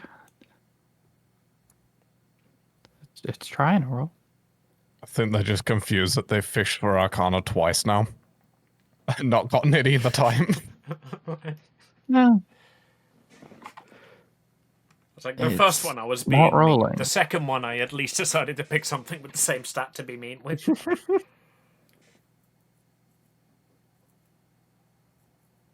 I'm just refreshing the page to see if it'll actually roll. Yeah. I have not just used the tray at the bottom of chat and just add 9 to it. True. I can do this.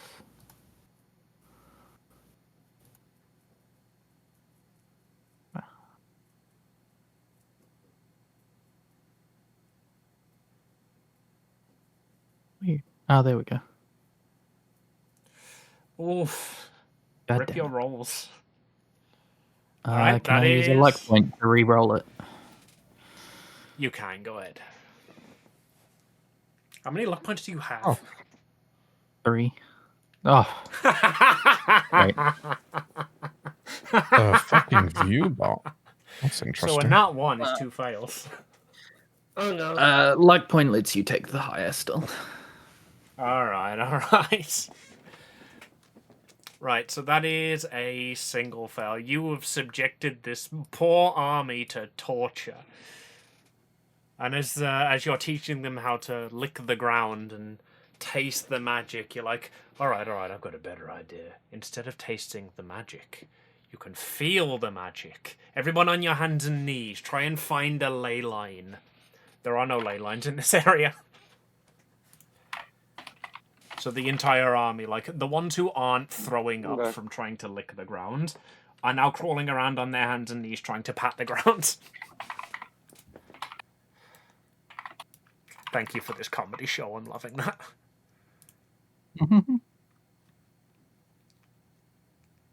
Like to imagine that at least one of them is looking over at fucking Evelyn's group like, well, at least I'm not bright pink. Everyone in Alexander's squad is very happy they're not part of that group.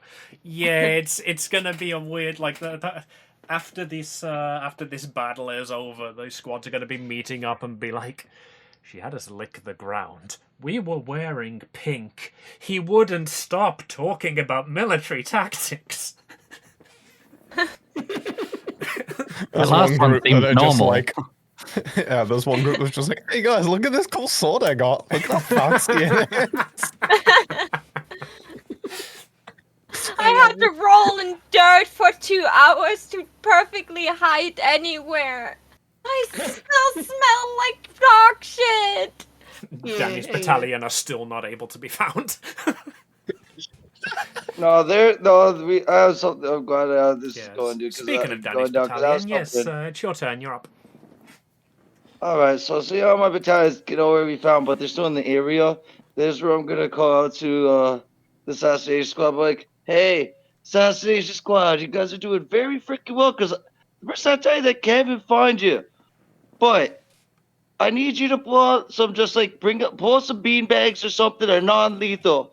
Cause I'm gonna tell you how to uncanny dodge with the like. I'm gonna show you how to fully dodge perfectly.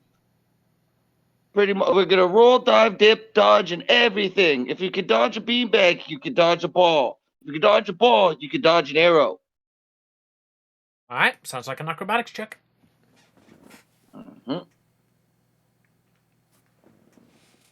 And skill challenges or anything like that. Does my other thing or whatnot would work on that or no? That Where's depends that what thing I my have other here? thing is. Where's the feature at here? Reliable. No, that's ability check. Never mind. Never mind. Just yeah, I was looking at that. Never mind. It's ability check. While we make an ability check that allows you that lets you add your a proficiency bonus. You can shoot a d20 of a roll of 9 or lower as a 10. That's what I was asking. Is this part of the? Is doing ability checks? Would Yeah, that be part of it? You can use that here. Just in case. Just so asking. you're aware, a 10 probably wouldn't help you. Actually, what's your modifier? Alright, just roll it. I'm gonna get fucking. Oh, snappy daps. I'm still good. There we 19, what's go. that? Alright, so you've got a squad who are perfectly adept at hiding and perfectly adept at dodging. You have been trying to hit them all day. Yep, because I kept. Can I use my the witch to cheat to fucking find one of my little freaky students? Yeah, I feel like the way they're hiding and the way they're dodging, you're just playing fucking whack-a-mole over there. Pretty fucking much right now. Yeah, that's exactly. I hate that and I love that. Oh, Jesus. Alright. JTH, how do you like pressure? You got this, buddy. Yeah. Because we've got I'm two sure this fails. can only go one way. We've got 2 fails and we've got 7 successes. It's all down to you. Right, so I'm gonna go a bit unconventional, I guess. I'm gonna pull up on my tablet. I'm gonna find like a load of previous videos of like the armies we're fighting against, what their tactics are, that sort of stuff. And we're basically gonna have my squad like study that a lot.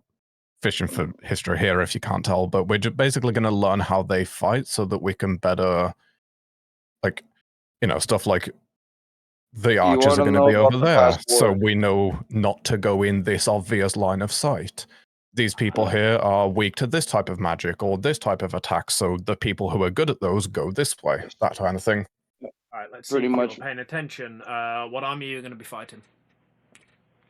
Dragons and kobolds. You actually doing the history exam right now? But you can have history. What? Disadvantage? Yep. Oh, were you asking the specific army in Darv? That's just kobolds. I thought you meant like the whole thing. That's my bad.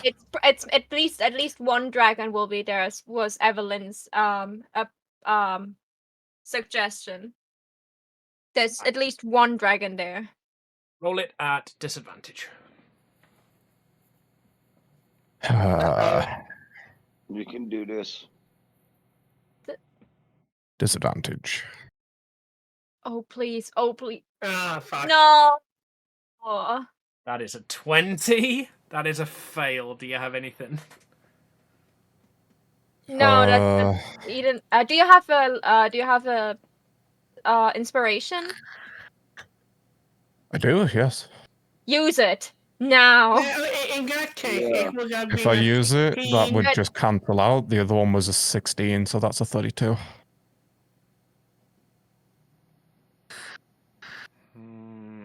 I'm tempted to say roll it again, but alright, if you're spending your inspiration, I will let you take the higher roll. Congratulations, you have successful. Yay! That was so close, Cole. That one was for Uwu right there. That little sound I just made. That was for Uwu. Dun, dun, dun, dun, dun, Yeah, so sorry. like all of your armies have been shaped and molded into what it is you want them to be like. You do see off in the distance Uwu is standing there with his own army. They're all just like rolling die for some reason. If anybody gets above my over God. 20 on their die, is they it- get a slap on the back of their head and they have to start again. Wait a minute. Isn't Uwu a monk in this? So he just brought a freaking Shaolin temple. Shaolin Pretty gambling much. temple, basically, yeah. Yeah. He would let them eat dirt. You know, like he He- wouldn't let them lick dirt. He would be like, eat dirt, eat it. And if you No, that's what happens. if you have to puke, you have to run 10 laps. And then you have to Yeah, start eating dirt he's again. over there like, roll some dice. If you get a 20, you only have to lick it. If you get below a 20, you have to take a whole handful and eat it. Floor potions, let's go. Floor potion seller, I need your strongest floor potions. I just want to see if I roll if that was too. Right. And with Oh, that, it's a you good guys one. succeeded in the skill challenge. So each of you get your own little cute pet army. May I make a Yay. small thing? And this is purely for flavor. Oh, hold I on. was Let me going. poke the token first. Carry on. This was my idea if Yosh had, if Yosh's song hadn't been the pivotal one, Alexander was going to do a spirituality check to make sure that people are good in that way as well. Because religion is Pray to very, God that we don't get fucked, You know what? Since basically. you're the only person who didn't get a second turn, roll it anyway, just for funsies. Yeah, this is a flavor mainly. I'm sorry. I'm sorry. I've dealt with a lot of skills. +1 if sure it's a I'm- pass. a D20 with a nat 20. Holy fuck! Does even need it. These Nice. people's god spoke to them and told them, "This dragon is your only hope." Fuck's sake, why am I only in that 20? No, I hate this. I love this. You Essentially, he's force of God, like a bunch of paladins, essentially. For their specific god. Oh god, there are a bunch of paladins, so one gets hit, but another one takes it. But the other one sees them getting hit, so they take it, and it's just a chain. It's a full-out domino effect. It's a fucking sentinel chain. You'll get armies. I don't think you can move those. No, I Can can't. somebody just try? No. Yeah, I can't move mine. Let me configure token ownership for each of them then. Don't worry about it. I would have just linked the token to them if you can. Each one has their own token linked to it, like a mage hand or something, like a prop. I knew you guys should know I do that because you guys Here, have your configure little. ownership of army. There we go. So you all should have owner in a second.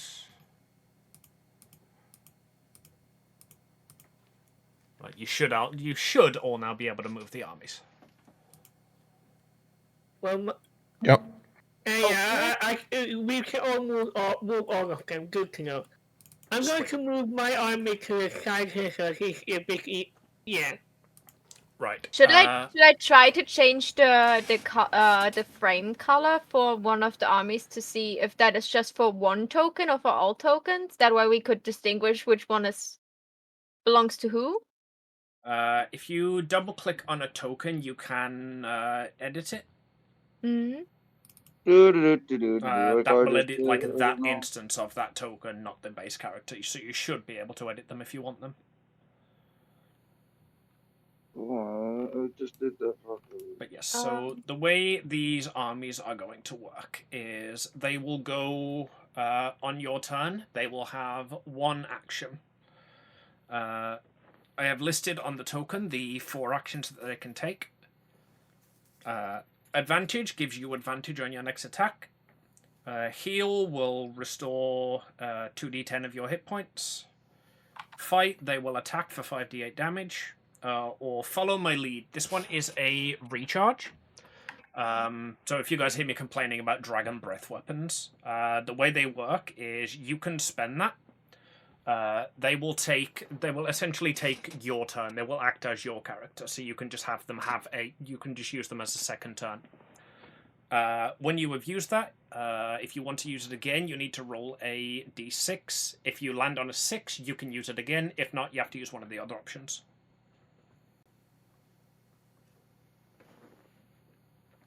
Any questions? Whoops.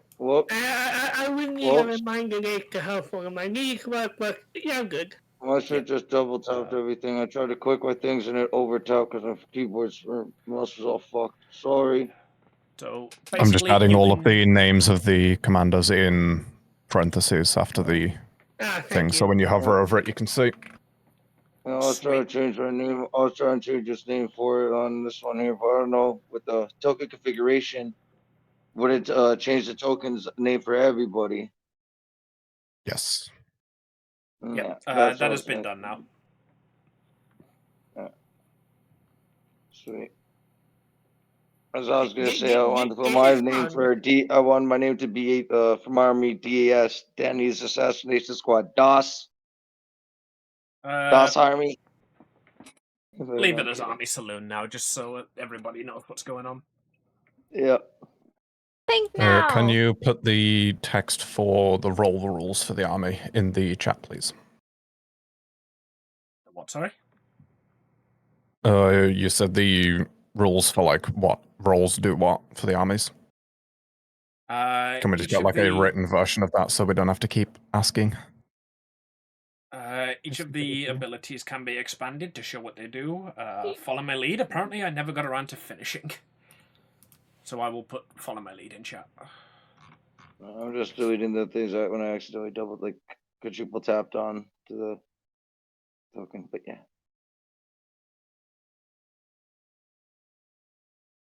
Regardless, my name's my tag's still good to go for it.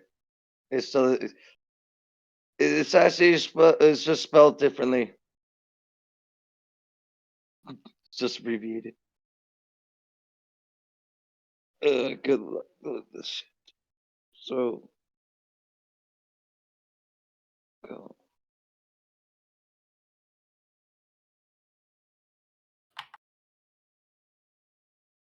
Okay, so I do have 2 Echo Knights. Technically, yes. A Technically, white box no. around my army. I'm sorry for that, but it's pink now.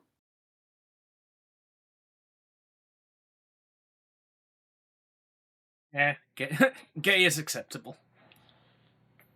Right, and with that, we have got 1 minute 36 seconds until our next break. So I propose we take that here.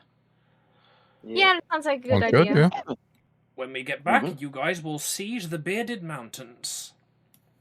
Let's go. Also one additional point. I still haven't worked out how movement's going to work, but this is on a huge scale, so just assume you don't get movement, basically.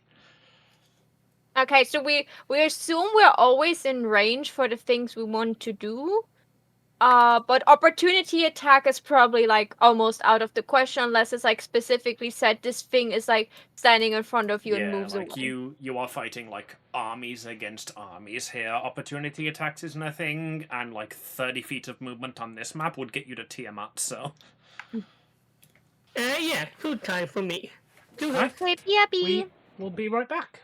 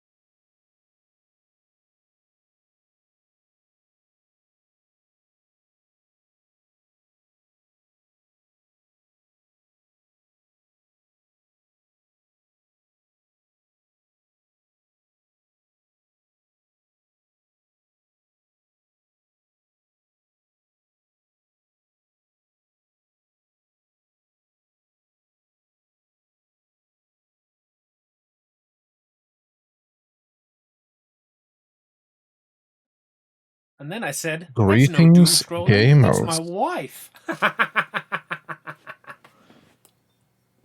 How we doing? If I click that now. Perfect. It's perfectly hidden, I'm so I can already hide out it. of cake, and And I've I said, nearly "That's run out of tea. perfect. That's my wife." It's a bit of a boomer joke Yeah, there. that one was mean. Oh, uh-oh. Man, I sure am glad that's safe for work. Okay. I can stop that. Thank you, Amy, for your creative input. So, oh, I just noticed my stream could not see that I'm doing art on the side. Haha! It will be a surprise for you guys then. Oh, what a wonderful point. I should check you guys are all audible. Yes, you are. Good. I never have a problem with that. Apart from the other day, I noticed it hadn't ticked on, and I was like, okay. Yeah. I guess I need to worry about that now. If that happens to me, it shall happen to everyone. Well, I've just got that all set up on a button on my stream deck, but for some reason the other day that just didn't trigger the guest voices. I literally just have mine on my Go XLR. All of my chat comes through one channel. My music comes through another. Yeah, but My every own time mic comes through one. Yeah, but every time I'm in a different Discord VC, I have to, like recheck that it's like capturing the right Discord Yeah, that's what audio. I'm saying. Like mine's all done hardware-wise. I literally just have my Discord settings, points it to the channel that goes to the Go XLR, and then it all gets managed by that. So there's nothing that can fuck up that I can't visibly see with blinking lights on the front of it. I see. So you have the smart boy solution, and I have the the circle goes into the square hole solution. Anyway, speaking of the circle going into the square hole, y'all got some combat. Okay. That would have been much funnier if the enemy tokens were all square. My token is for some reason the only one that is square. Haven't fixed that yet, but doesn't need fixing. It works. Evelyn is extra. She's pointy. I mean, I can circle it if you want. Yeah, don't worry. I don't care. So. I thought you were just gonna draw a circle around it then. Okay. So we are moving to Dov with our army. Yeah, I'd say each square of the map would probably take you maybe about 12 hours to traverse. In that case, where should I put me and my army? You can all be in this rough area. We're assuming that you're all in the same general square. You're not just all 12 hours apart. It's just that there's not space on the map for you all to be in the same area. Yeah, fair enough. But at the scale we're at, you guys begin to head towards Darv. I'm gonna put my Echo Knight off to the side, just assume that it's same character token. Obviously the token needs to stay there so you can target it and shit though. Gotcha. Oh, when we're around here, probably, it's, we should probably start sleeping a little bit. I cannot really do anything for the soldiers. Sorry, Booze, but I can cast... I think sleeping with the soldiers is that's a bad idea. No. I can, for our players' sake, I can cast Tiny Hut. So we will always be able to have 8-hour, our full long rest that we need to get all our spell slots and stuff back.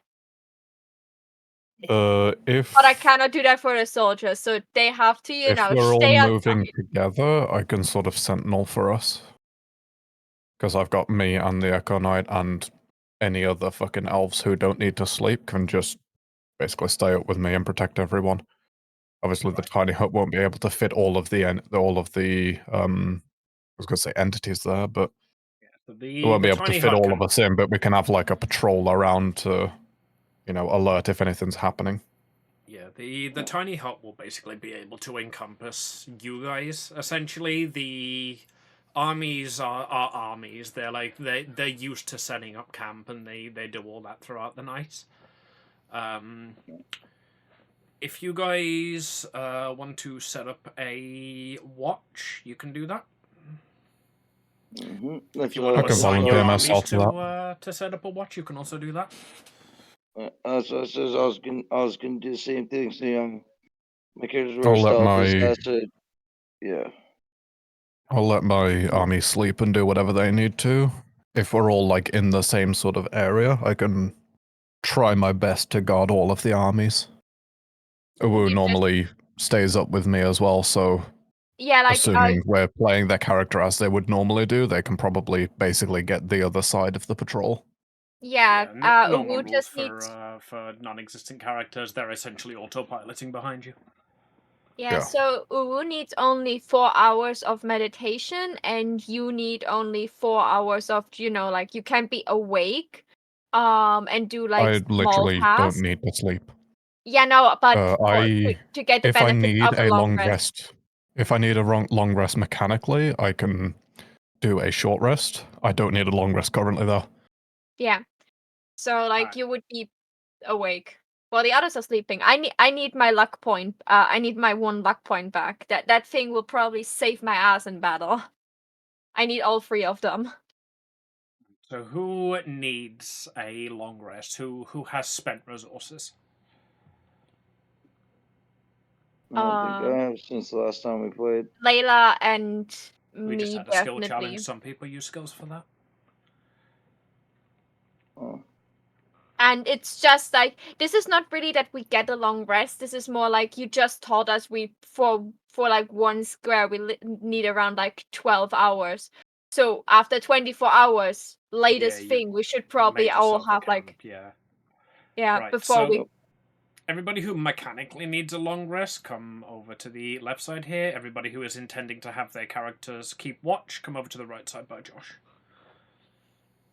We'll just put all of the armies in the middle. Yeah. Okay. Me and my character were actually going to be going on like me and my army. We're actually going to be taking shifts, as if I train like one's always awake, no matter what, even if it goes for long times. Right.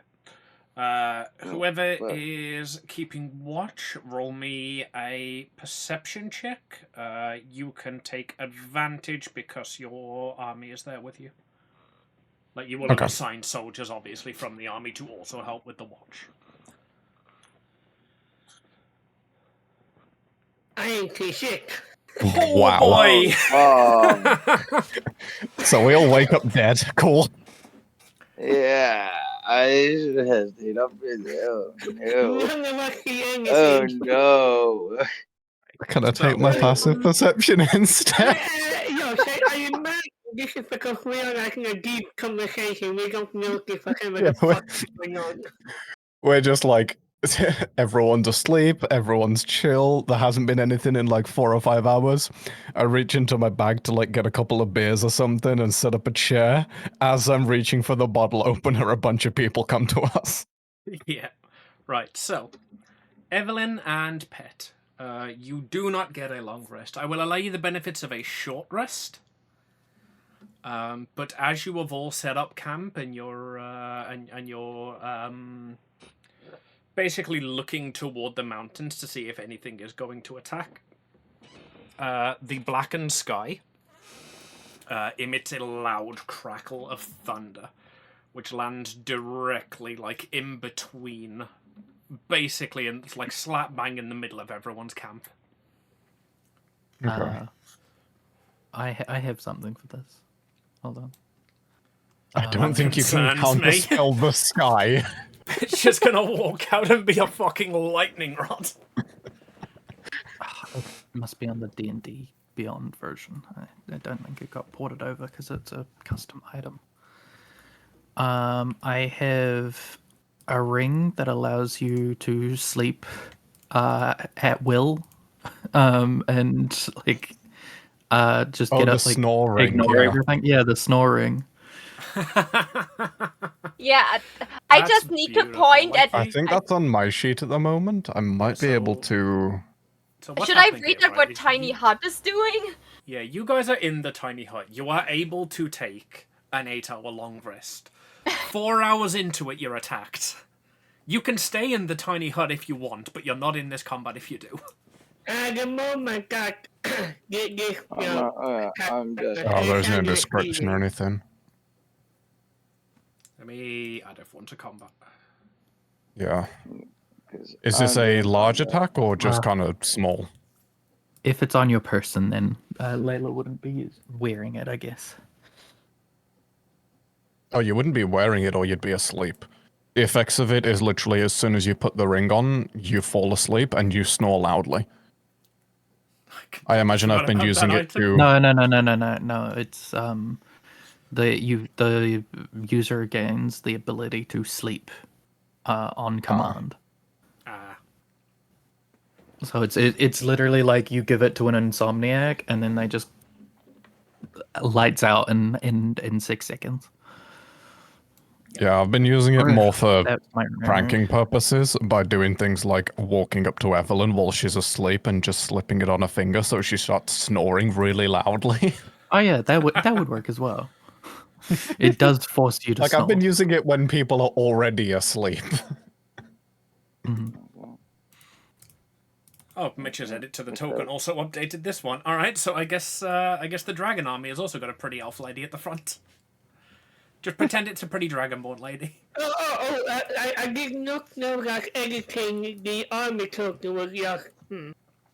Yeah, if you click on the individual token and edit it, it applies to the edit to that token. If you click on the character actor from the list, it does it that way. Next maybe I couldn't do that in the. I couldn't open token. Like, if I could get access to this one, I Shoot could these change it up guys' a bit. army, sure, why not? I tried to edit it, but someone edited it as I was fucking typing. Yeah, literally, it makes no difference. It's just that it's a slightly different token now. Yeah. Okay. We've got everyone's armies listed now. Right. So this combat, given the scale of it, is going to be mostly theatre of the mind, so you don't have to worry too much about movement. But you have all been caught off guard. So Sir Talavar and his army, which I should probably also add to initiative, will get a surprise round. Is this a fairly small scale attack, or is it like hundreds of people? Because if it's just like a single battalion type thing, I would probably tell my army to just keep fucking sleeping. Yeah, each of your armies are probably about 100 people. I was gonna say my army. So lightning strikes like in the middle of them, basically. There is a large dragon silhouette looming in the sky that you can see. And rushing out from the base of the mountains is an army of about 1,000 very beefy-looking dragonborn. In front of them is a small vanguard of maybe 200, 250 kobolds. Okay. Yeah, I'm gonna keep my army awake then, I guess. Alexander is leaving out to join the fight. Fuck. Everybody roll initiative who hasn't done so? Oh, it's just me and Josh. The tiny hut disappears the moment I step out of it.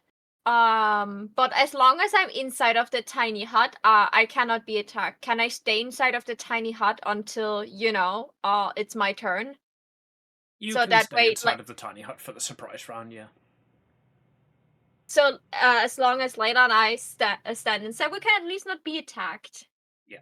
And they cannot so as long see as you're in there, they you're cannot not in see us. combat, basically. Yeah. Yeah, they also cannot see us. We can see outside, but they cannot see inside, so they don't even know if people are inside this hut or not. Sweet. So basically, all of the player characters, apart from me and Alex, are not a part of this surprise round. Oh. Like, you're part of it. You can just not be attacked by it. That's what I mean. Like, you guys won't be affected. It's basically the armies, me and Alexander. Yeah. Guys, to be fair, you guys were basically acting as the sentinels. Yeah. Actually. Mm-hmm. Oh, Not very convenient. well. All of the armies have 100 HP. That is how many people are left in the army. I was just coming to edit everybody's army's HP to be 100. And it's already there. Apparently, I thought of that.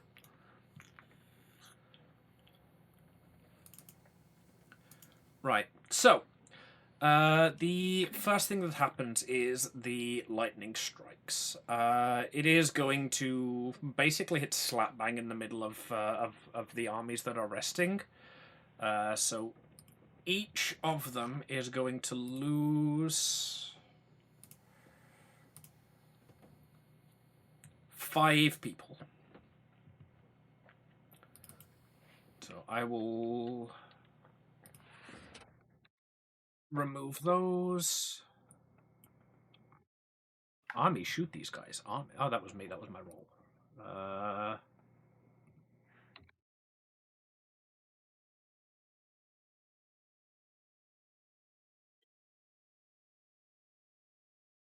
think that's everyone's. Oh, wait, no, Evelyn. Because you're pink, they're disguised. This was Danny's idea. See? Told them deception. They deceived you. Fucking successful stealth check against the DM. Fortunately, I have legendary resistance. Right, and then their army is going to rush forward and is going to start attacking. I think they are probably going to take aim at JTH. Since you and Alexander were the ones who were, on sentry. Yeah.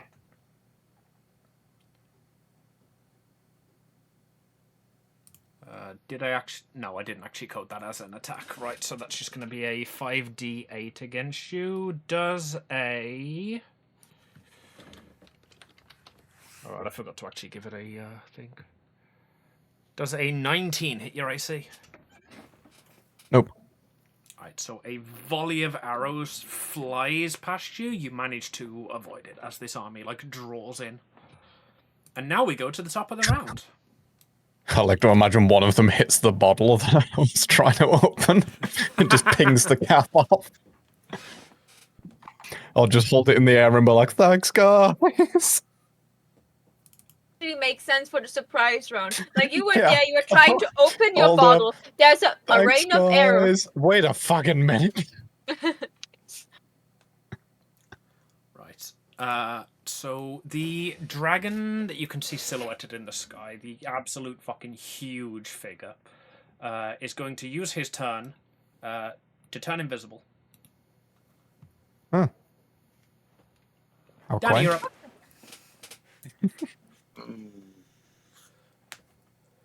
God damn. Let me just see something here that I think I got something for this. Actually, if it'll work though, let me just see here. I'll just go get my spells quickly. Where are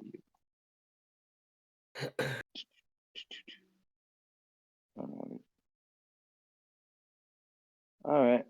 Well, so anyone was looking outside, and I saw something just freaking banished out freaking thin air or whatnot. I'm actually going to decide to use my second level spell. See invincibility. That's pretty much. See Cast invisibility, was that, I assume? Yep. What the hell? I have no visible spell slots. The fuck? Huh? Fae fire. Please tell me I have Fae fire. Hold on. I don't. Shit. That would have been so funny. If Danny There would we have told me go. where it is, I could just make it glow. No, but I remember we didn't want to rest anyway, which I probably fell asleep too. So. Yep. On that, So I was able to you use have got see invisibility, so you can see him. Yeah. You don't take okay, the disadvantage on attack rolls. There we go. So whereas everybody else just sees him like disappear into the clouds, essentially, you can see very similar to what you see off in the distance, like the looming evil face. You can see that just like a purple and blue outline of the dragon in the cloud. Okay, and that was my action.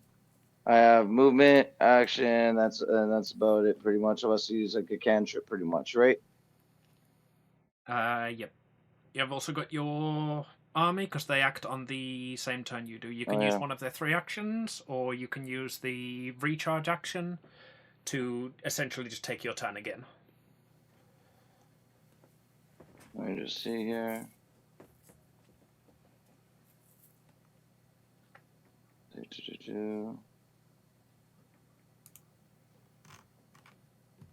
Actually, I'm gonna use the feature advantage. So grant advantage on my next attack, I guess.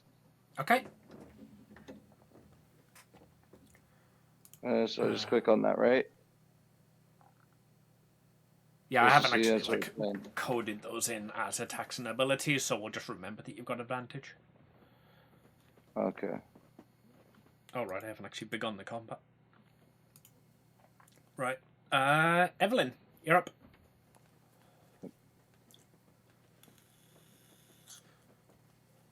Okay. I was just gonna say for my noticed talking. I was gonna say for a talk action. For the reason I see invisible, I could be like, "Hey, guy," I could just go because I'm beside Evelyn or whatever. Like, Evelyn, well, I would have it's loved. through the clouds. Yeah. So I would have talking loved is a to. free action. Yeah. Yeah.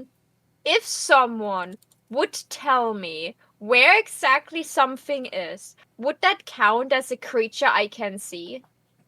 You would still have disadvantage to attack it, but you would at least know what direction to attack. Okay. Met the freaking invisibility, basically, it counts as being heavily obscured. So you take disadvantage on your attacks.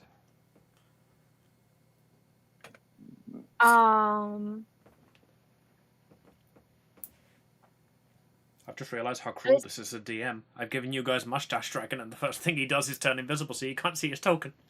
You cannot see the mustache. How could you? Freaking goddamn mega minded us right baby. Like really, truly, that freaking character also looks like Megamind, but just uncanny. It's the handsome Squidwardness of it that makes it so daunting. Anyway, go on, Evelyn. That is very much bullshitting. But you flew over here on a dragon. I think we haven't found the limits of bullshit yet. Keep going. Okay. If it doesn't work, I have a different idea. But if I know roughly in which direction I should cast the spell, could I try to cast Hold Monster on the invisible dragon? It's a creature within range.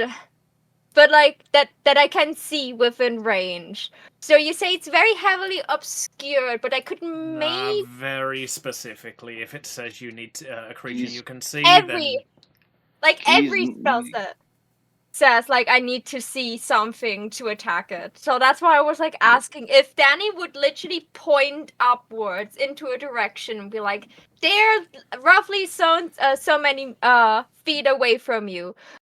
That's why I asked if that would help her to envision where it is. Right.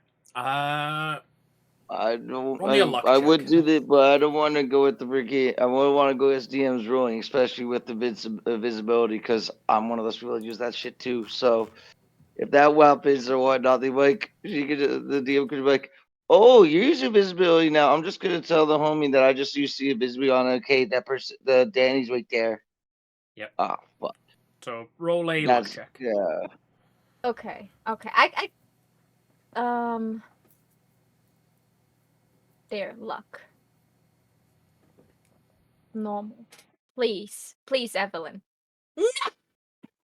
That's a definite no. I'm sorry, you can't get more conclusive than that, babe. It was a 19 and it rolled back onto a 1. That was hurtful. Okay. Oh, then I guess I will just because I don't want to waste any spell slots right now. Eldritch Blast in its direction. I get how many of them do I get at level 17? 4 blasts. So I just roll them 4 times with disadvantage and can you can't see him when he's invisible, like it's actual token, so you can't target him. Yeah, no, sorry. I can just roll it and you have. Let me just make him back so that you can target him, but this will be at disadvantage. Okay. Wait a second. Because his actual position, on the map, doesn't matter so much. So but he's invisible to you guys, but you can see the token. Okay. So let's try this again. Eldritch Blast. Disadvantage. Does a 24 hit? A 24 hit. Roll damage. I forgot to change all of these guys' AC, but it would still hit anyway. Let me do that real quick. 15 force. Uwu is awake, by the way. Ooh. Uwu? Apparently they woke up 10 minutes ago. Uwu right in the right at combat time. Jesus. Actually, fetch still works. Oh yeah. Okay, so. Disadvantage. That's 15 hit. Why does it roll twice? Oh. No, why did it roll twice? I rolled disadvantage. An 18 does not hit. Attack. Oh, disadvantage.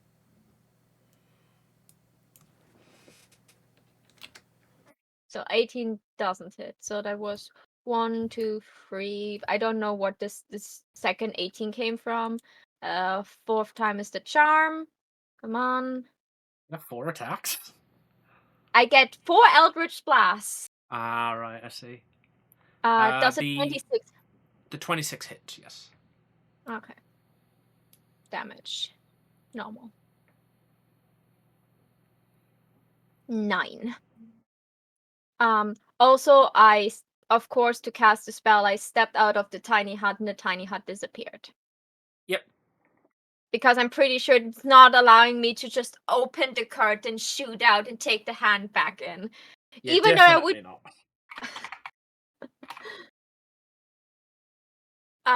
That's the end of my turn. Okie dokie.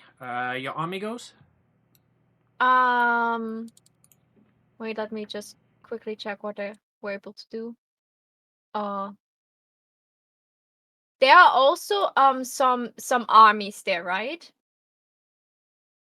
Yes. The one's called Army Shoot These Guys. Okay. Then I would say they fight the army. You just lost concentration on true polymorph. I realized it's still on my character, so I was just removing it. Yep. Alright, that is 5d8. You'll have to roll that manually because I didn't actually code it in. 1, 2, 3, 4, 5. Roll. 28. Jesus. Alright.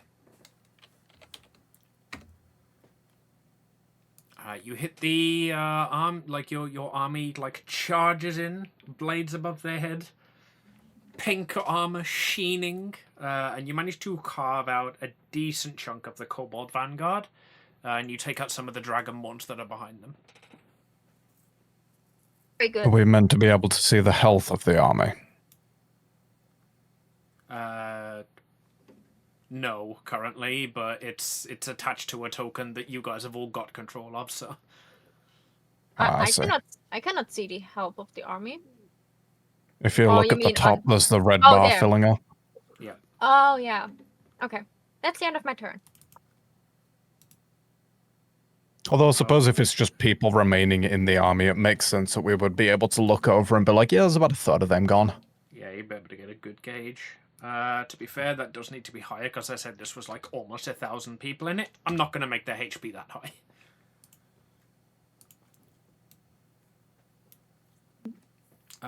Right. Next up is Army shoot these guys. That's a great idea. They're going to shoot these guys. Since Evelyn's army is the one who are fighting them, they are going to attack, fight back against what they get hit with. Where's my D8? There you are. And they take out 15 of your men. You're strong heroes.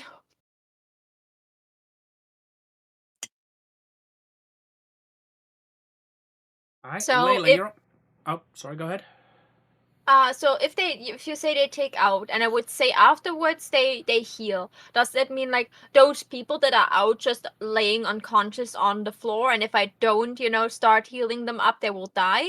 Or They are down. You will not be able to revive all of them, but after the battle, you will be able to like go and fix the ones that haven't failed their death saves. Basically, we will work that out after the battle. okay.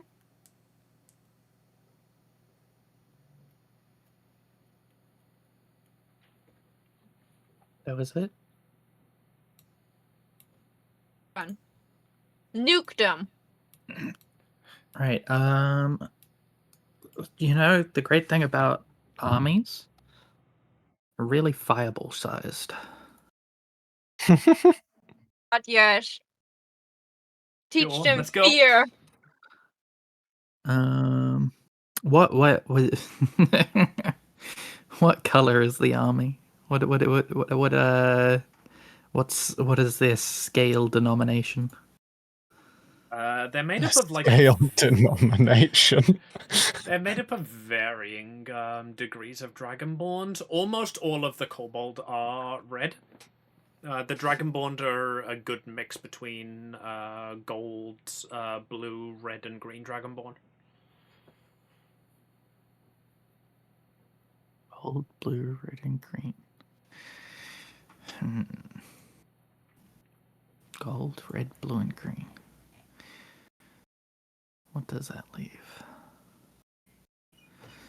So that's gold is fire. Red is fire. Blue is It's fire. lightning. Green is fire. So green was is poison. was gold not lightning? Gold is fire. Gold is fire. Gold is fire. And bronze is lightning. Bronze was lightning. Yeah. Sorry, I was mixing them up. All right. They spent blue this or light entire, blue? 3-year campaign adventuring with a bronze dragonborn. Okay, I'm gonna cast Fireball, and I'm going to transmute the spell. Okay. What element are you picking? I am picking.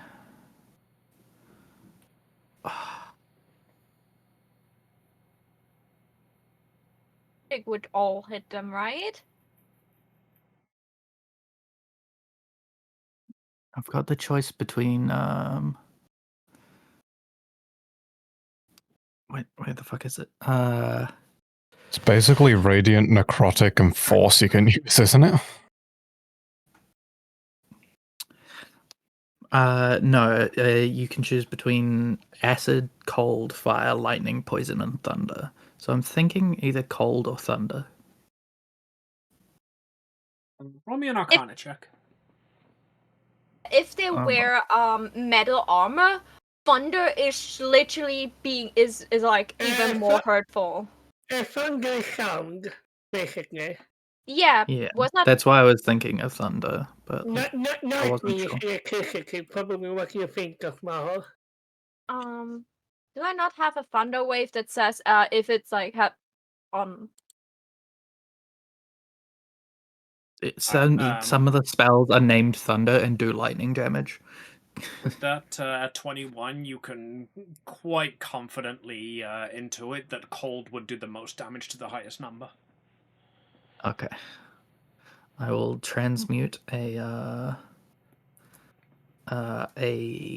didn't ask how big the battlefield was. I said Fireball. I cast Cold Fireball.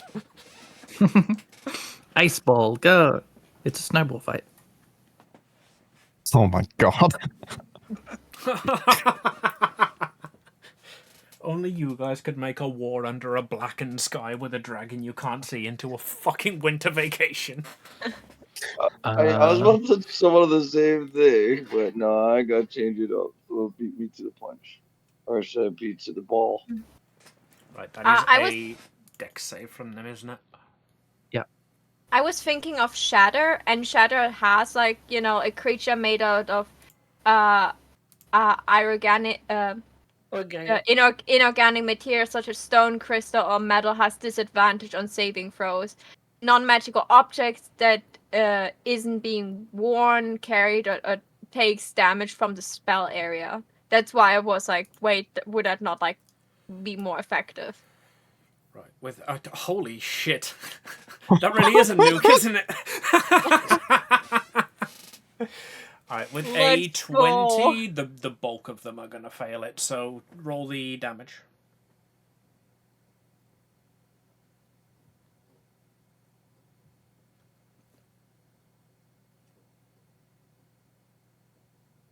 It wants me to target. Just target the army. Yeah. It's this one.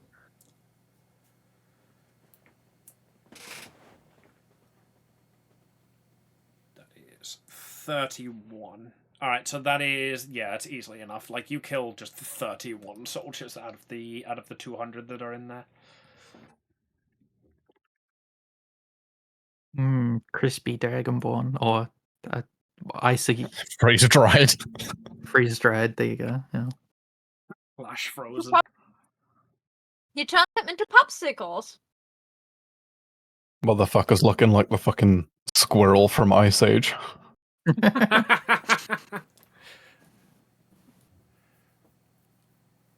Touch my nut. A good contingent of the kobolds all just look like Scrat. There's the one of them trying to find a fucking, like a little nugget of whatever valuable fucking metal is on the floor. That's the only one that survived that looked like Scrat. All of them died. There is one who survived because he found an acorn at the right time and leaned down. Proper fucking Ice Age moment. He leans down, he gets his acorn, turns around, and all his friends are dead. I should feel sad, but I'm not.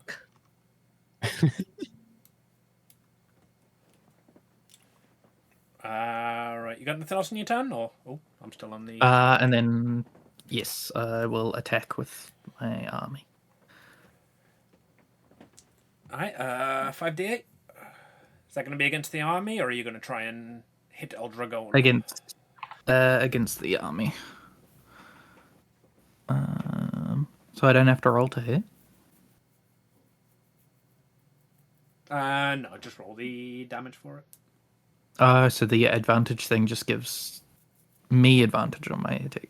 They give me advantage. Okay. Cool. You can either damage them, heal you, give yourself advantage, or take another turn and risk the reroll later. 16. Alright, 16 of them fall. I do command them to to spare the Scrat. Oh god, we've got even more pets. And this one's a kobold.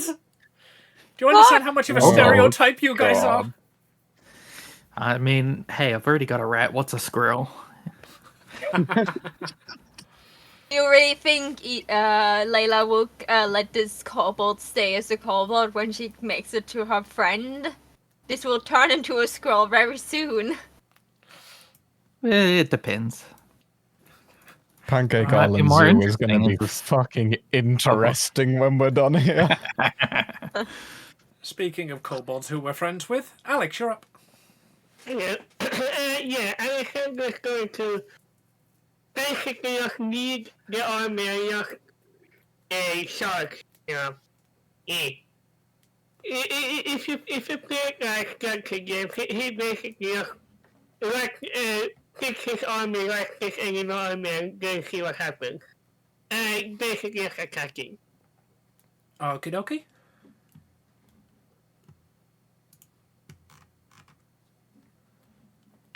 That is a 23.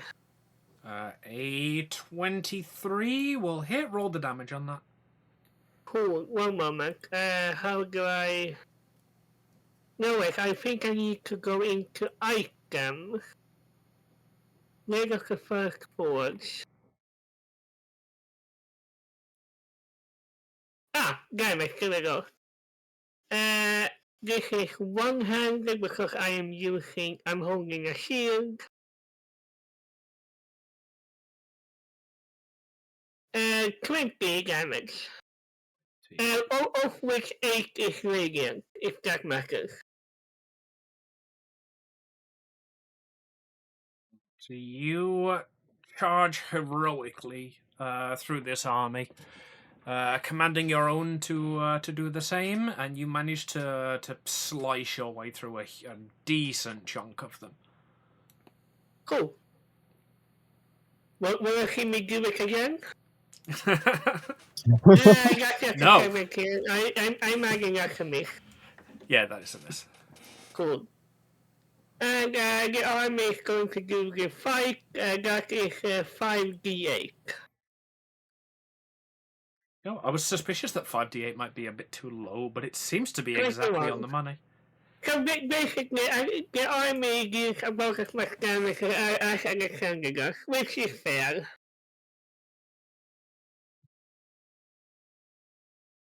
Yeah, that's my turn. You can finally answer the question, you and what army? Bitch, I am the army.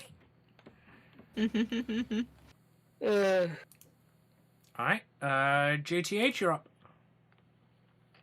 Indeed, I am. This may come as a surprise, but I'm going to use shooting my pew pew.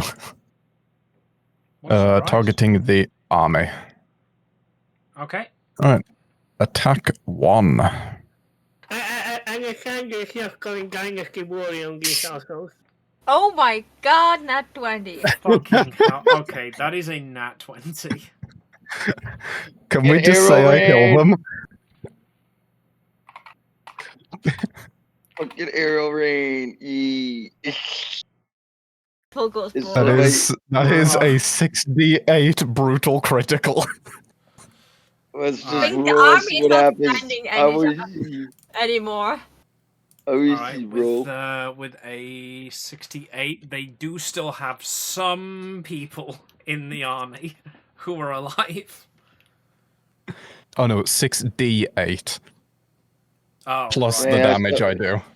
Sorry. He's just trying to say, hey, do you want? He just want to say I killed the whole army, like just because he want, like, yeah, no. Let me give 68 people their health back. Go ahead. Roll that shit. Alright, how do I now do the attack? If you roll it as crit, I believe brutal criticals are worked into this. I have had to recently update the D&D module, so it may not be.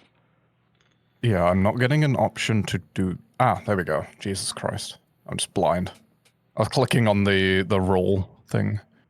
I was about to right. say, you should be able to be crit. That is a lot of die. 56 damage. 56 damage. Help. Oh, Oh, that's just 68. rolling as 12d8 rather than... Yeah, that's a crit. That's Yeah, like I say, brutal I've had to crit. recently Double. update the D&D module, so it looks like that just hasn't applied the brutal crit. But it has. 12 d8 plus 3, so it says 68 times up by 2. It right? so what it did, instead of like one max roll plus 68, it just like made Yeah, just did the double roll. double the damage. That's the standard way to do crits in D&D. We play with brutal, so it looks like updating the module has overwritten my fucking custom work I did. Alright, so if we take half of that and then add 6 48. times 8. You know what, the army is almost definitely dead. Should we just save ourselves the math? This is why I So said, do we want to that's just call them dead? Yeah, It's there's a 48. crater. Yeah. There is a crater where the army stands. So as this is against multiple people, this is just you essentially standing at the side, just like sniping them off one by one. You get quite a few collaterals, like on your heads-up display on your mask. You just get, oh baby, a triple, Yeah, like and you're just like it- mowing through them. it's like in Warframe, like you shoot one guy in the head, but you hit but it's just like so hard hitting that it just like kills like 3 people that stand behind him. Yeah. Can one of my mages have cast a protection spell on Scrat? Yeah, can I say that was non-lethal, so they'd go down to 1 health, so that Scrat lives. Scrat exclusively remains. Alright, agreed. He's cowering on the floor, crying and rocking back and forth. We're best friends now. I'm making stuffed tacos later. Right. Okay. How do So you you're just still- keep getting brutal crits? Just don't worry about it. By the way, Don't I worry I about it. think you get more attacks. Do you want to shoot into the sky where we? Oh yeah, Yes, I've got where the another 3 dragon is? attacks still.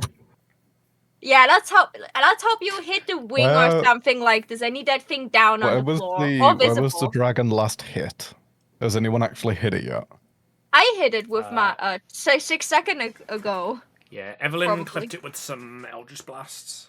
So while the armies were okay. fighting and you were aiming into the army, Evelyn is aiming upwards, basically. You do see, like, your Eldritch Blasts go flying past him, but then every now and then there'll just be, like, an explosion in the sky that's like, oh, I definitely just hit something there. JTH, that's what you see as you look over in the midst of this fight. So I'm guessing if I target that area, they're invisible, but I can have a chance to hit them, so that would just be regular disadvantage, rather Yep, than no chance at all. That's how normal invisibility works anyway. Like, you can still aim for them. You just do it at disadvantage. Alright, cool. Invisibility in D&D makes no sense. You know, like those things can just turn 28 to hit. invisible. A 28 is a hit. Oh, All damage. nice. Attack. Normal. Wait, what? Oh, that was a roll 2 attack, not roll the attack. My bad. Ignore It's that one. damage. Yeah, I just clicked the wrong thing there. 41. Also, if it matters, that is necrotic. Oh, okay. Is it not? Was your pew pew gun not a Uh, laser gun? Yes, it is a necrotic laser gun. Oh, I thought it was I've got one radiant, radiant. one necrotic. Oh, you got life. Everybody You got, like, respects since you last fought. Yeah, the 68 is necrotic, the 3d8 is radiant. Alright, that was the second one, so I will do another one of those. Disadvantage. Okay. 25. 25 hits. Nice. Damage. Normal.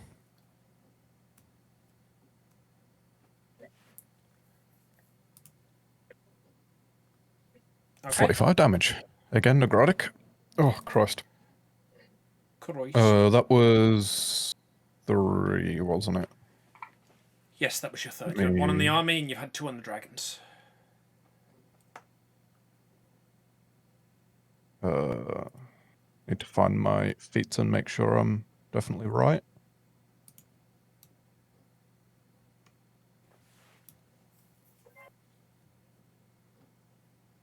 Should have second attack. Extra I've had attack, first extra attack. What about Yep. second? Alright, cool. One more. Attack. Disadvantage. Those were both Also, am I... 16s. Jesus. I don't know if I'm still targeting the army or not, because obviously I can't target the, Can't target You the can. dragon I made the directly because token I can't see the visible token. No, I made the token visible specifically so you guys could target it. Ah, I see. There we go. Yeah, we know. Have you applied the other damages? Because I have not. I have, yeah. I didn't even realize cool. you guys could.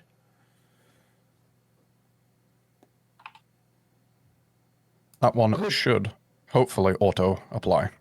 It's bloodied now. Bloody hell. Let's go. That bloodies him. Alright, cool. That is my turn. I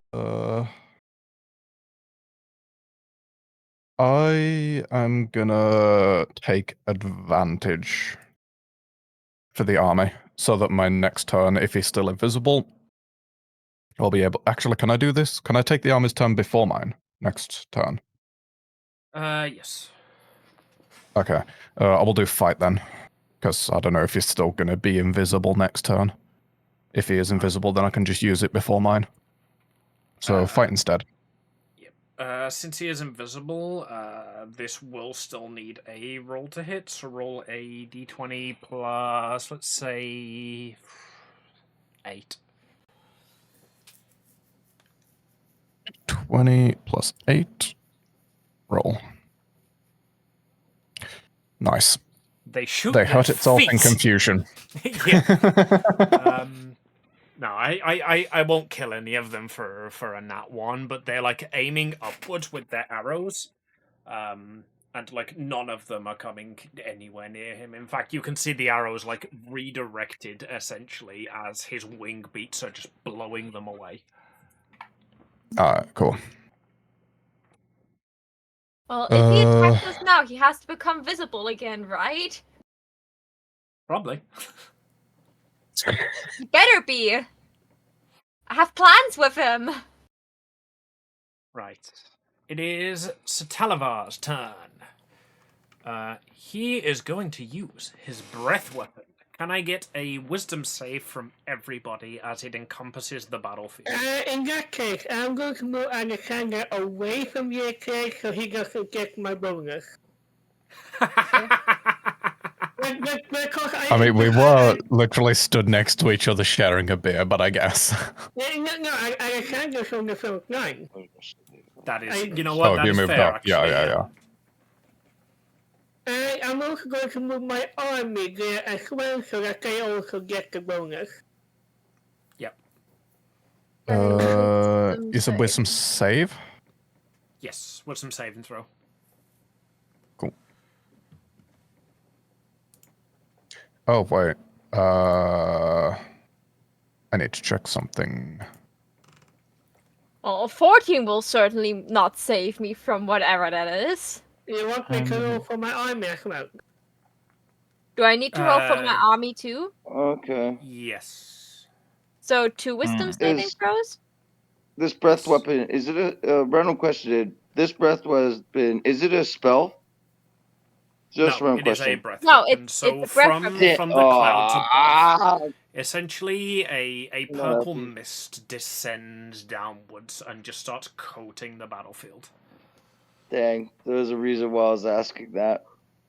Oh, does the army have a save? They have wisdom checks. Yeah. They all have stats, yes, so they should have saves. If you go to your army, there's a tiny shield under the main stat. Yeah. Ah. Found it. Yeah. Okay. So we go. They suffered the same fate as me. Awful rolls. Oof. So how do I do the saving throw again, sorry? You go and you double click It's your the army. shield underneath your shield. The shield underneath your stat. Oh, I see. Wisdom. There we go. Normal. And then for Am I the my only army, one that actually Yikes. dies to this? No, your army is dying with me. Good. Right, let me track all of this. So we have got Evelyn, you failed. Evelyn's army also failed. JTH's army failed. Eddie, calm down. I don't want to do that. Apologies Sandy's if you can army hear the The failed. dog going armies are mental. sucking against this, huh? Yeah, they all have like +1s. Calm down. Yeah, that's it. My army, I don't know who Yeah. didn't suck mostly, and that's just because they get my bonus. Layla is failing with failed. advantage. Hold on. I'm not done. Hold on, we're holding. So who passed? Yeah, so specifically for wisdom uh, save, I can re-roll any failed once. So You can take that if you want. did I fail on character? Because obviously it's that is for my character, not my army. I think, unless you want to. Oh wait, no, yeah, you succeeded, so you don't need to re-roll. Okay. The Alright, DC cool. is 20. How many dice? Okay. Ed, calm down.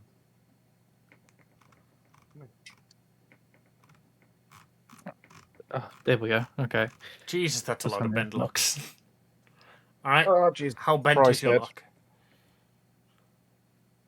It's a circle. Yes, I know. An 18. It's a strange Still a person. fail. Oh, Mm. you gotta But just have chill you though, Ed. considered? It's the best I could do. Alright, you fail. Right, I think that's everyone now. Do we get Alex You to roll roll? my army. Yeah, and mine is up Yeah. there somewhere. Alex succeeded, yeah, and Alex's army succeeded. I actually can see with my text, we have a special boy corner. Cute. Right, we just need Layla's army now, and I think that's everyone. I just yeah. Calm down. Army still needs to roll. Or wait, did you? Let me check. Danny succeeded. Yep. We got 27. How are they Plus 9 from supposed a to wisdom succeed save. with only a +1? Yeah, like our armies suck with saving throws.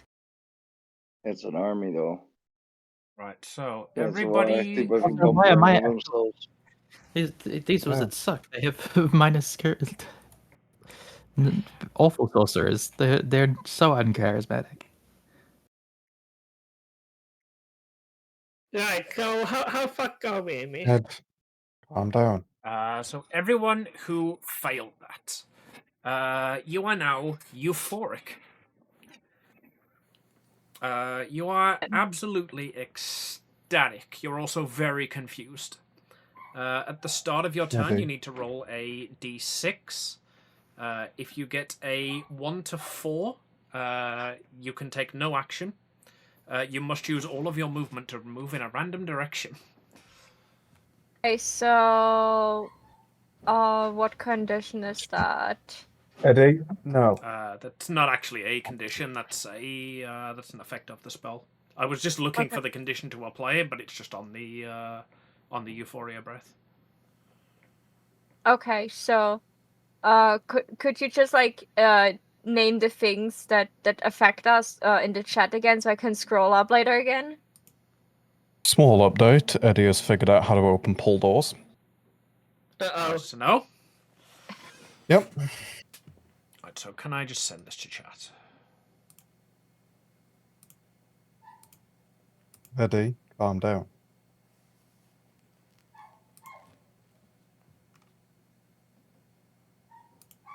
No, I cannot. Alright, fine. I'll do it the hard way. You're copy pasting. Yep. I can't copy and paste Okay. it. God damn it.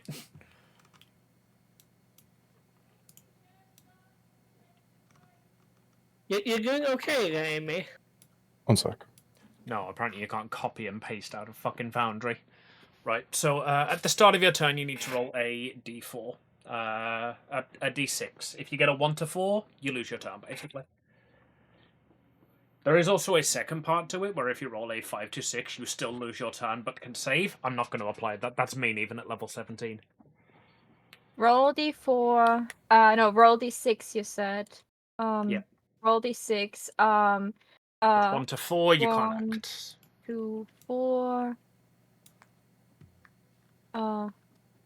You and But I don't have to do this, correct?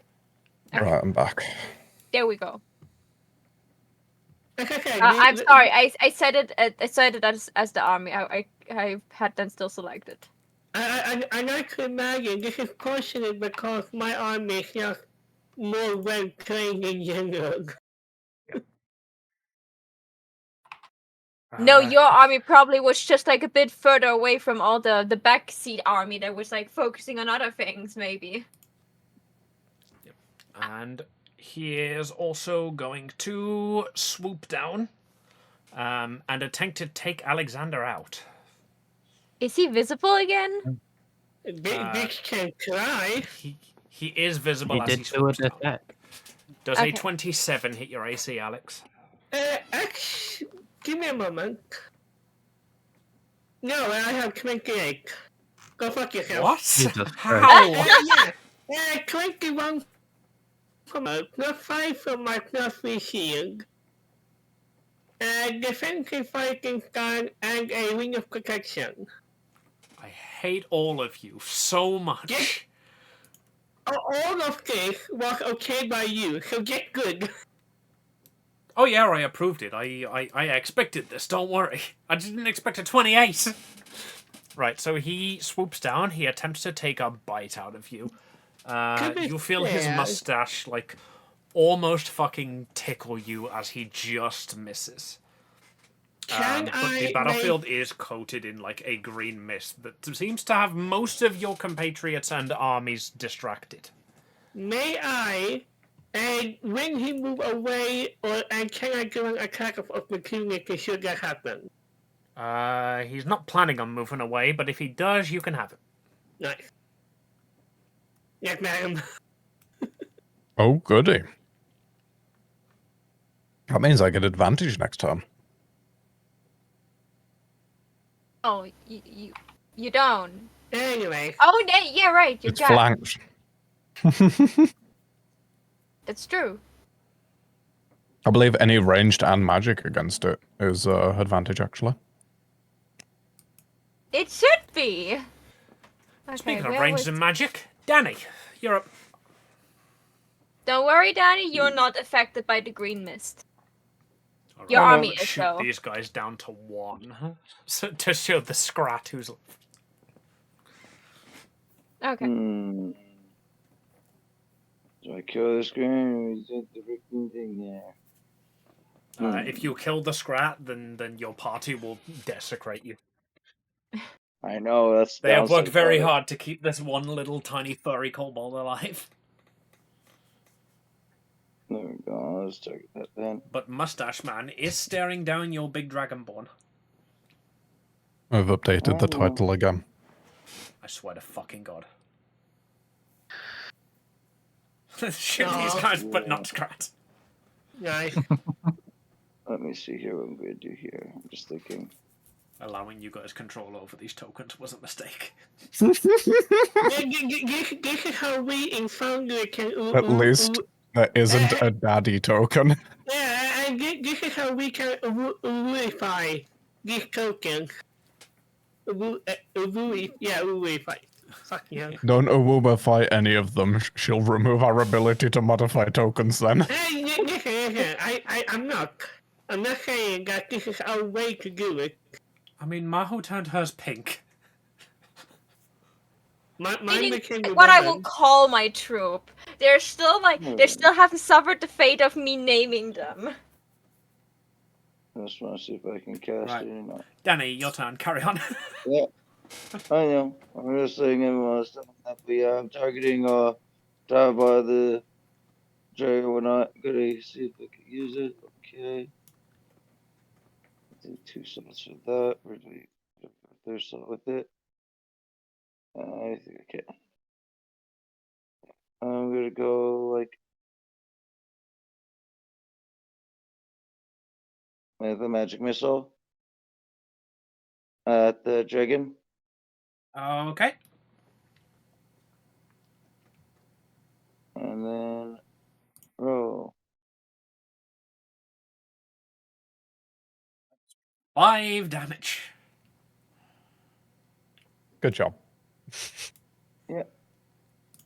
Anyway, did you on that? Yeah. And roll 5 damage. It's all good. It's all good. I'm not doing much. And then I had advantage. I could have something even crazier, but I knew I was gonna mess with it anyway. Shit. Well, whatever. Believe you did And take the then- action with your army to give you advantage on your next attack.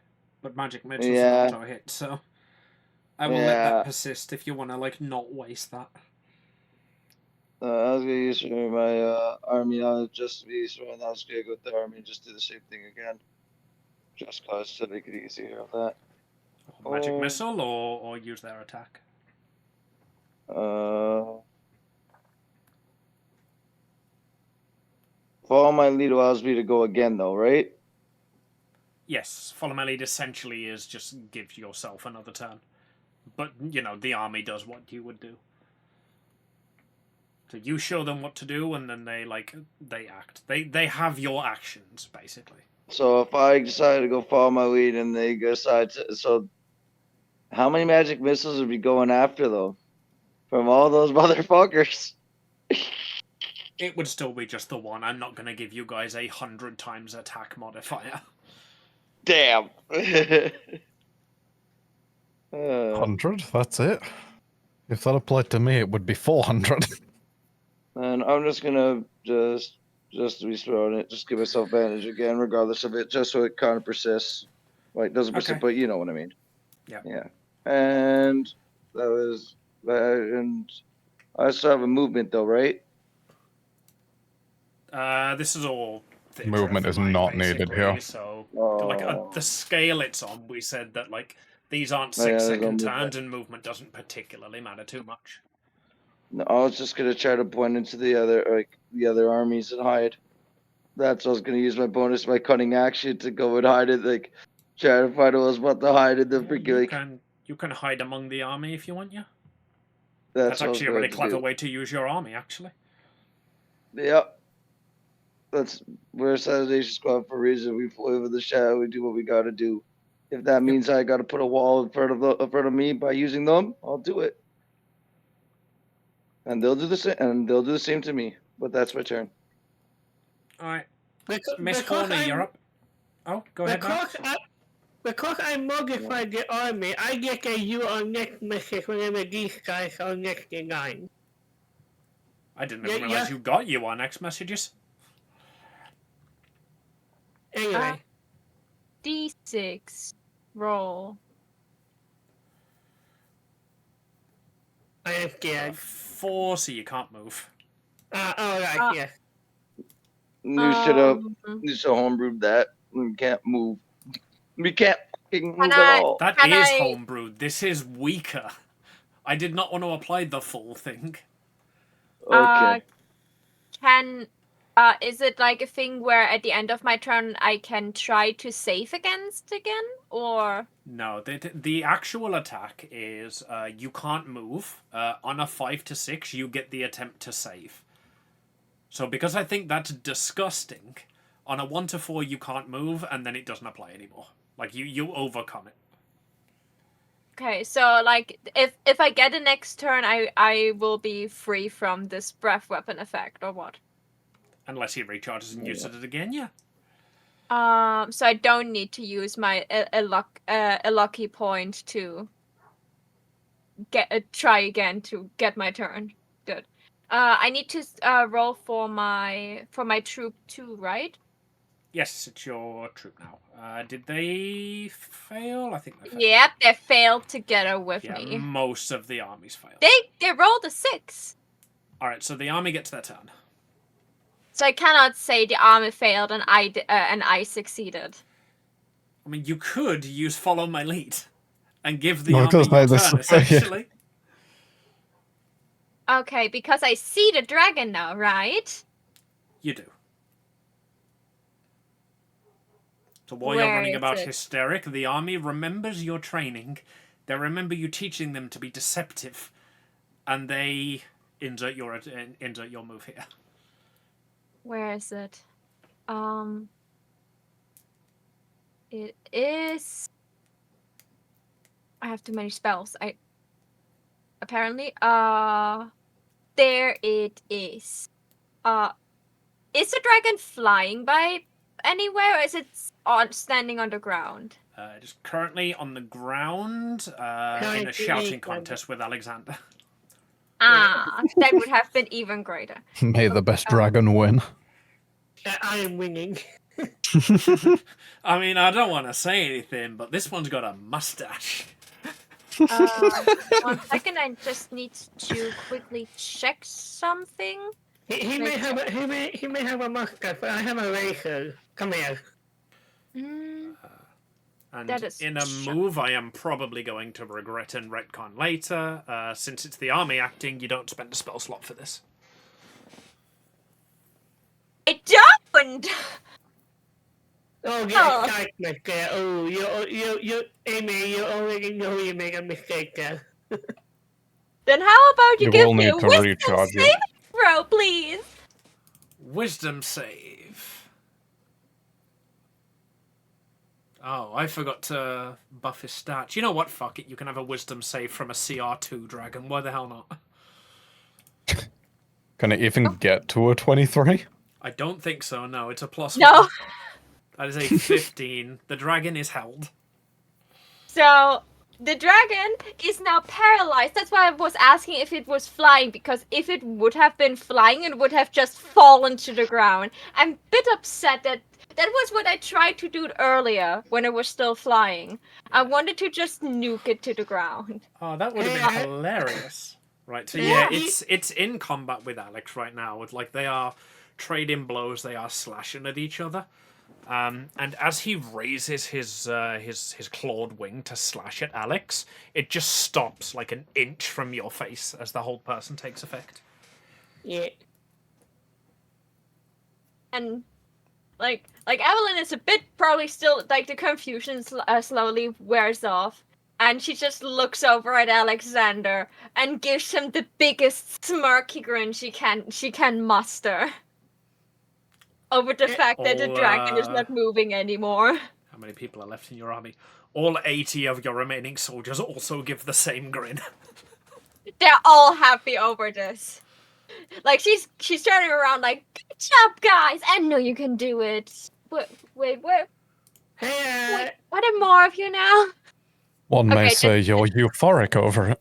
I'm euphoric over it. Like she's probably jumping up and down happily. That's the end of my turn. Alright, it's Scrat's turn.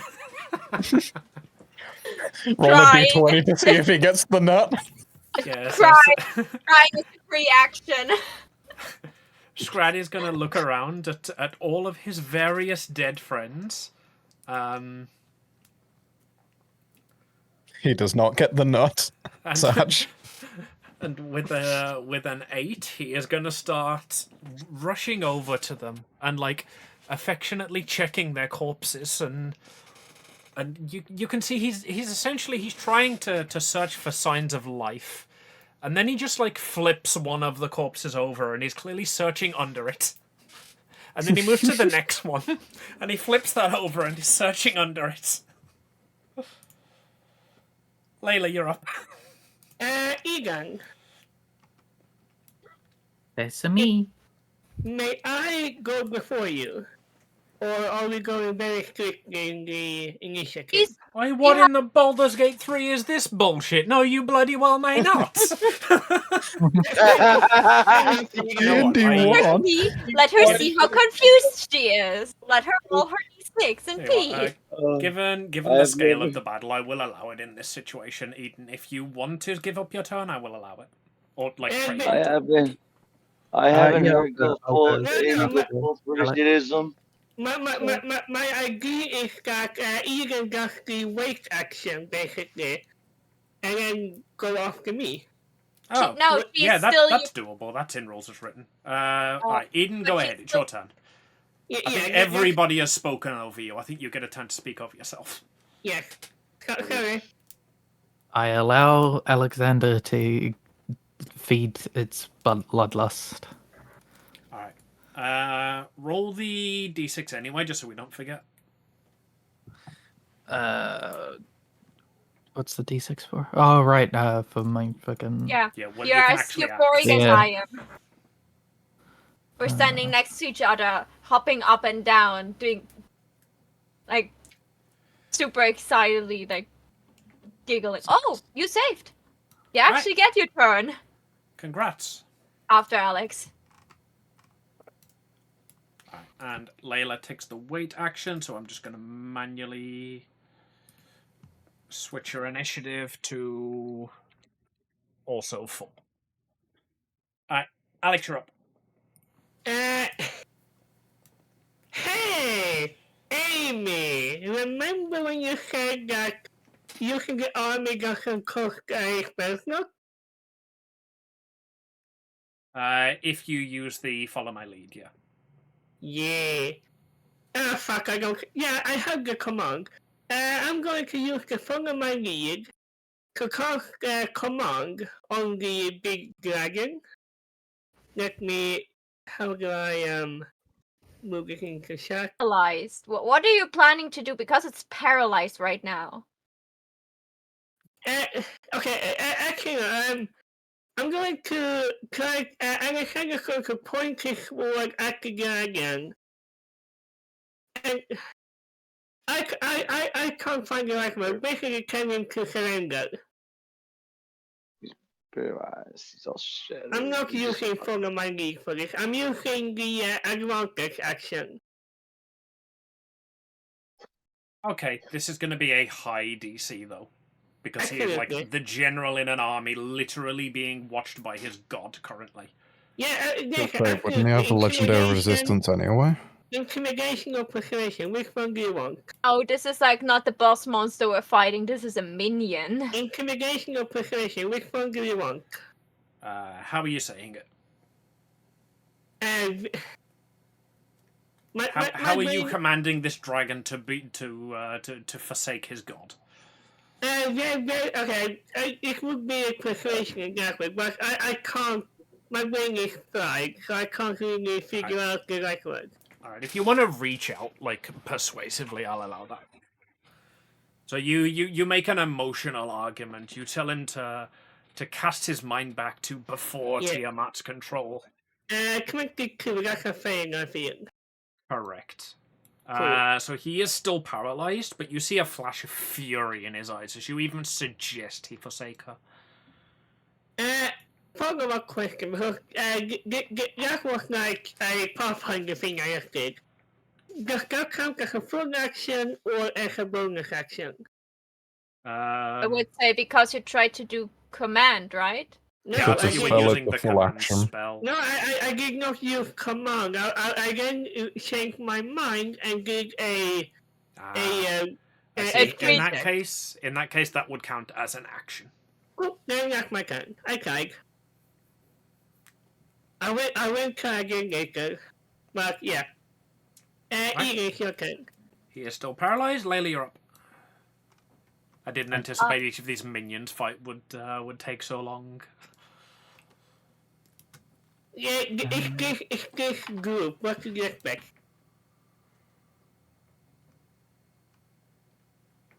Also, as long as it's it should get like the paralyzed condition, it automatically fails any strength or dexterity saving throw. It cannot move or speak. Yeah. Okay.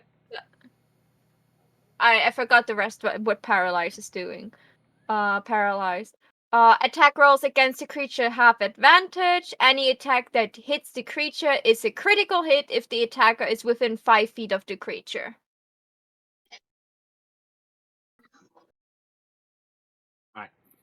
Layla, you're up. I'm gonna use my turn to experiment. You can also See the true limit polymorph of the giant dragon. Yeah, but I'm gonna just normal polymorph to see if it's got legendary resistances. Ah, I see. Makes sense. It does not. As the others pointed out, this was just supposed to be a minion. Yeah, this is not the boss monster. Just in case, I turn it into a worm. Alright, what's the save? Wisdom. It's a Wisdom 23 save. wisdom save, and you have a +1. I feel like you should probably add an actual modifier to this. Right, it's a dragon, it's the commander of an army, its wisdom is now 20. It has a +5! It's still probably not enough.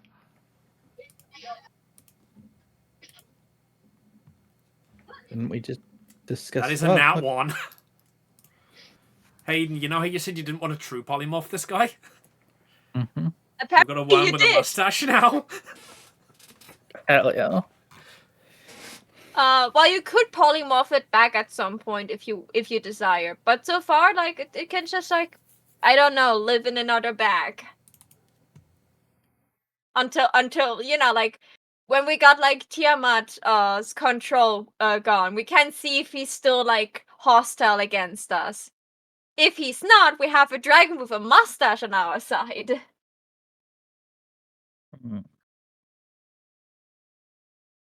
So I assume the Yes, that is that it was combat a joke, for right? now. Oh, okay, so like, have I accidentally true polymorphed it? Oh, also, yeah, I would need to roll wild magic, to be fair. Go ahead, roll wild magic. Let's see how fucked your army is. I'm kind of going to look down at the worm and just shout like, I can't warn you, in a way. And I kind of know how fucking the head this little goblin child is. The one has still got the mustache and a tiny set of wings, and it just flies up. It attempts to take just like a bite out of you again, and this time it hits, but it does literally 0 damage. There's just a pest worm trying to eat you. Yeah. Evelyn takes out a jar and captures this inside. Looks at Alexander like, "Don't ask why I have that." He said, I wasn't going to, but now you piqued my interest. I'm not going to ask why you've got it, but I am going to ask why it's sticky. She's just like poking like very tiny holes in the lid and then giving Layla the jar. Now she has a I jar was of gonna worm. say, can we make sure it can breathe? Yeah, like it has holes inside. She has now a jar with a worm inside that flies. I feel like I know which of those you're going to pick. You need to put Oh, you dirt can in it. see it now. Yeah, Forget about adding dirt to it. Foundry updated recently. They finally fixed roll tables. Yeah. You go dirt. Oh, that's a tough choice there. Fucking hell. And guess what's inside it? Can I give my healing to my army?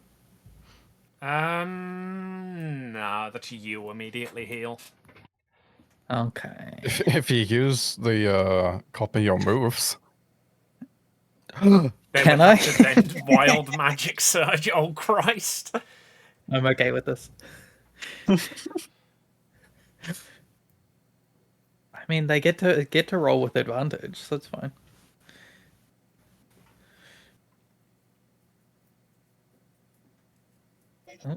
Yeah, Right, so fine, sure, why not? You can wild magic surge for the army.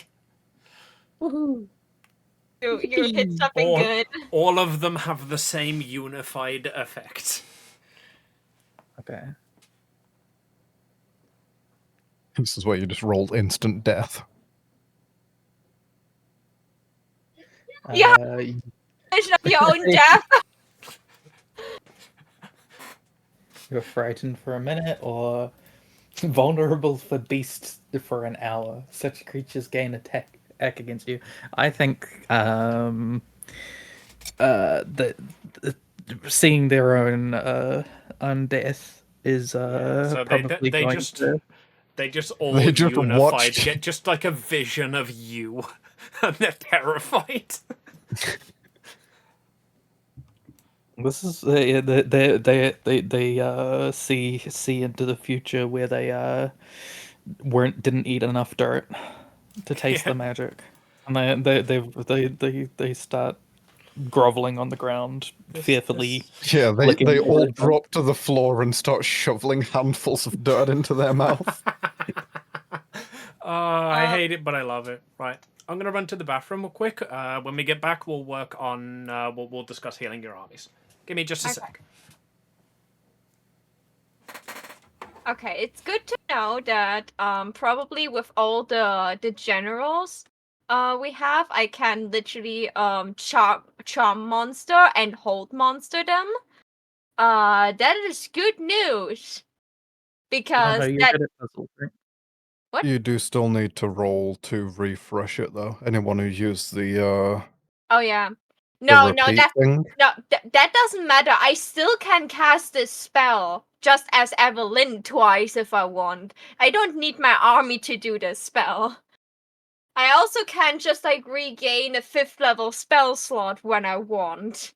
So we have between those little dragon armies, we probably have at least one long rest in between every of them.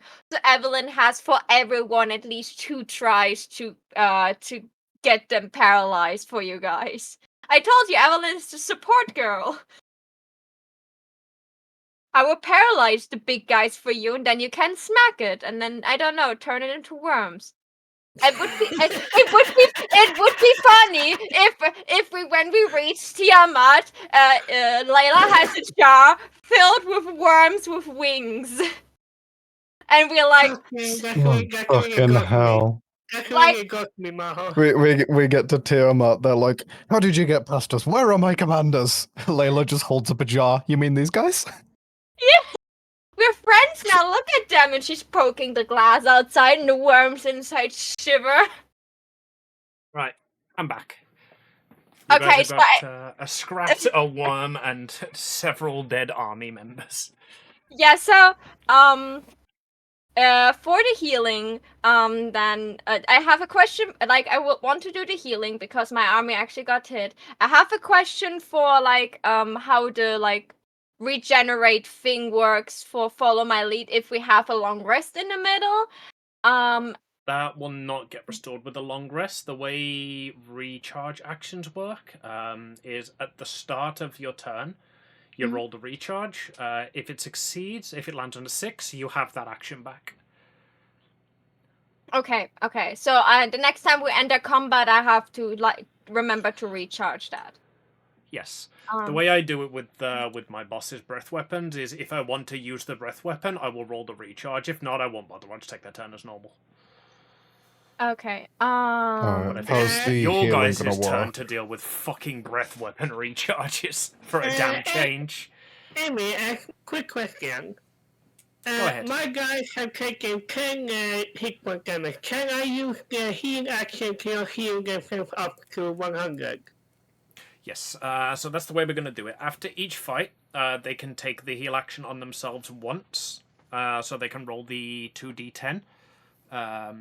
Anybody who is, anybody who... Whatever their HP is at, that is what your army is at now. Yeah. So anybody who does not heal is, like, dead. They've failed their saves, essentially. So I lost 11 cool. people. I'm back up to max then. Okay. So now that this is done, we probably all move to the Dove city. That's probably like at least not conquered now. Yes, you're heading into Dove. What you find there is essentially most of the dwarves have basically been slaughtered. Wait. Wait, I was at 95. I rolled 6 on my heal. Do I get 101 because of Scrat? I was gonna say no until you said because of Scrat. If you want to take him into your army, you can do so. And just remember, if he can come back, he can die. That is like a rule of fame. Indeed. Be like that. Slut. If your army fully dies, Scrat goes with them. If That- there is okay, one, if there is one fan left, it is Scrat. If there are no fans, Scrat is dead. I've noticed that these sorcerers that I've been given have no skill in sorcery, so I'm going to put Scrat in command as my second in command to give them actual like duck and weave battle strategies. As the lone survivor, I want Scrat to teach them to survive. Right. Tell you what, since yours is an army of casters, what's your casting stat? Charisma. Charisma. All right, I will switch strength with charisma for your army then.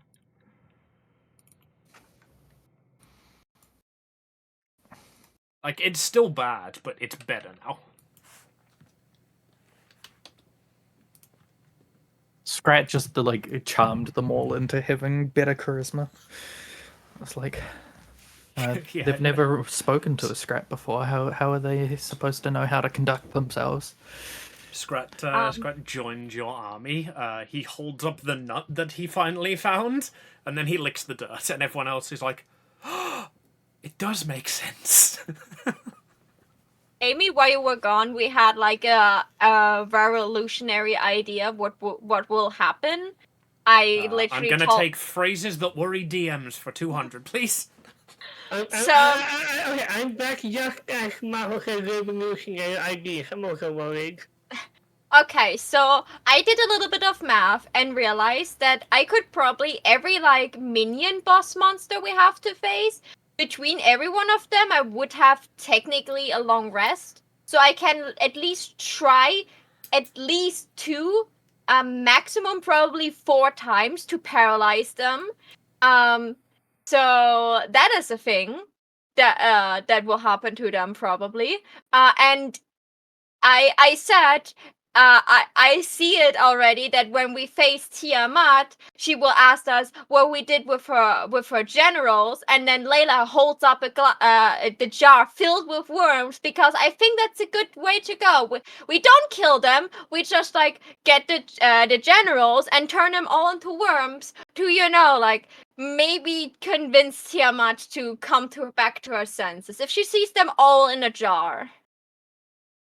I feel like this is very us-like to, that is worse intimidation than anything we could do to this goddess. Because, of course we can kill them all honorably in battle, but this is, we taking away their honor because we turn them into worms. They didn't die in battle, and we just look at her and look what we did, we made friends along the way. Do you want to join them? There are not words for how much I hate you guys. Hello. Hello. And Am I also, cutting out or? That's So, the first word we've heard from you essentially- since you turned the guy into a worm. also Layla gets with Evelyn also her long rest, so she gets probably a lot of polymorphs and true polymorphs. As So long as essentially, our plan here is to put them all in a jar and make Tiamat a jar. yeah, as long as Layla wants that. Like, if you don't want a jar of flying worms, that's totally up to you. You're just the only person that has polymorph. Pet That is says possibly the her, stupidest question I've ever heard you ask. Pet says her internet died. She's going to restart the router. Okay. Right. So as you guys head into Darth, you see there are just dwarven corpses, lining the streets. Essentially, anybody who didn't turn was slain. In the various forges, there are still dwarves who are being forced to work. There are Dragonborn who stayed behind to try and force them to make weapons. Poor soul. We are most of us, all of us are full health, full spell slots. This will be a onslaught if they don't surrender immediately, if they see us marching. Make an intimidation check, let's say with advantage since you're holding a worm in a fucking jar that used to be their god. 1 sec. Intimidation with advantage. A 28. Yeah, that... Trying to give him emotional damage. So, okay, no, I know exactly what happens. So, there's the troops marching, and the dragonborns that stayed behind, like, they're getting ready, they pull out their sword. And Evelyn just, she's just, raising her hands, standing in front of them, doesn't look intimidating. Pets Layla on the back, takes the jar for a moment, does this mustache looks familiar to you? Do you want to join him in the jar? And present the sword raised towards you, just drop timidly to their side. She's like, I thought so. I would say because they're probably still mind controlled, it would be probably safer to put them all into a prison until, the mind control is definitely gone and we can release them without hurting them. So, because you're in the city of manufacturing. There are definitely prisons here that can hold Dragonborn. Yeah, so I personally think it would be wrong to kill them because those are our future soldiers. If we keep them alive and we get Tiamat's control of, those will be the Dragonborns that probably fight on our side later, so we shouldn't kill all of them. And especially not if they're intimidated by just a worm. Imagine we would actually try intimidating them. They're like babies. Can I, while we're here and we've freed all of the dwarfs, can I look around for the Forge Master? Alright, roll investigation. Investigation, you say?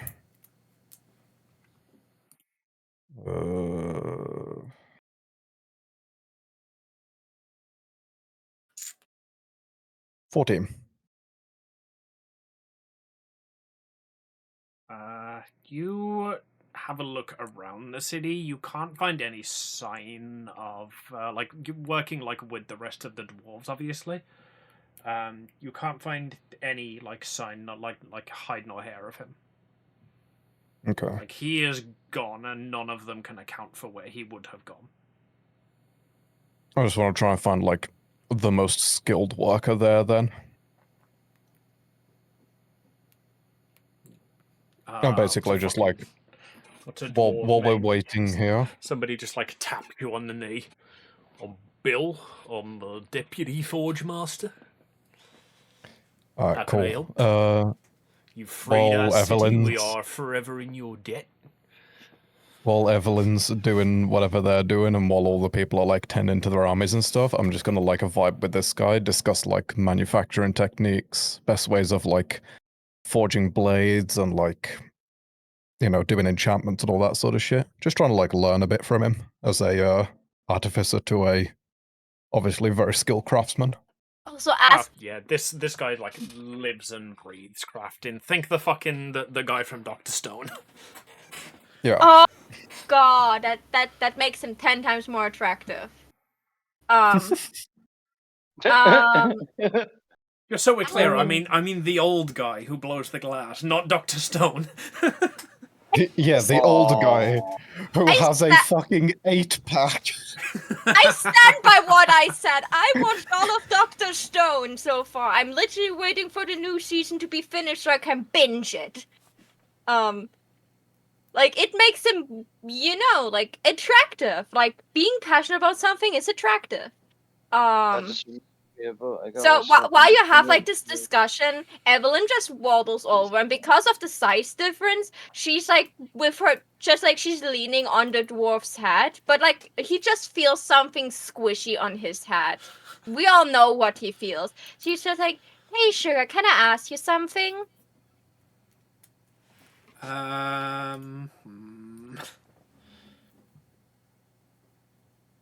He is balls deep in the conversation with JTH right now.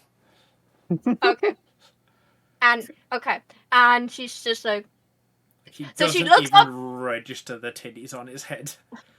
She noticed that, and Have she you looks ever at Jade. considered I can't. He's being cleverer than I am. Yeah. Yeah. He's And fully Evelyn. like in the middle of discussing forging techniques. It's like you can get the steel a lot harder if you so on. Go on, Evelyn. Yeah, so she noticed that, so she looks at JDH. She's like literally like, like they look at each other. So she's just like mouthing, "Holy railgun," as if if they continue working on it. And like to him, like he's only listening to you. So how about you ask him about the holy railgun? Because that is like something that would be very good if they would immediately continue working on. So, JDH is going to look at you, look down at your chest, look back up at you, look down at your chest, stare you straight in the eyes, and just say, "Show the man some fucking respect, please." She's just like she stands up again. "I was doing him a favor, okay? This is very and she's just like grabbing both her boobs with her full hand. She's like, "Do you know how cushiony they are? Like, I'm not harming him." Almost exactly as you say that. He hasn't even noticed you there. He picks up a blade, shows it to Josh, and goes, "Do you feel how hard this is?" She's just like, he's gonna gonna keep inspecting the work, and I guess since it's been directly brought to my attention, he will also ask about techniques with the holy railgun. Not directly asking him to work on it, but just bringing it naturally into conversation. Yeah, as the deputy forge master, you would learn that this guy has basically overseen a lot of the project, all of the parts that have been shipped to Central Ishgard. He has worked on most of them. What they are doing is they are making the parts here where they've got the forge. They are going to be assembled in Central Ishgard where they're needed. You can hear. Go on. This may be fishing a little bit, but can I do something like a tech check and basically see if I can give him ideas or manufacturing techniques that will speed up that process at all? Make the tech check. Alex, what were you saying? No, don't worry about it. It was a bad idea. I'm skipping it. Oh, fuck you. That was a 17, and then it rolled back onto the 7.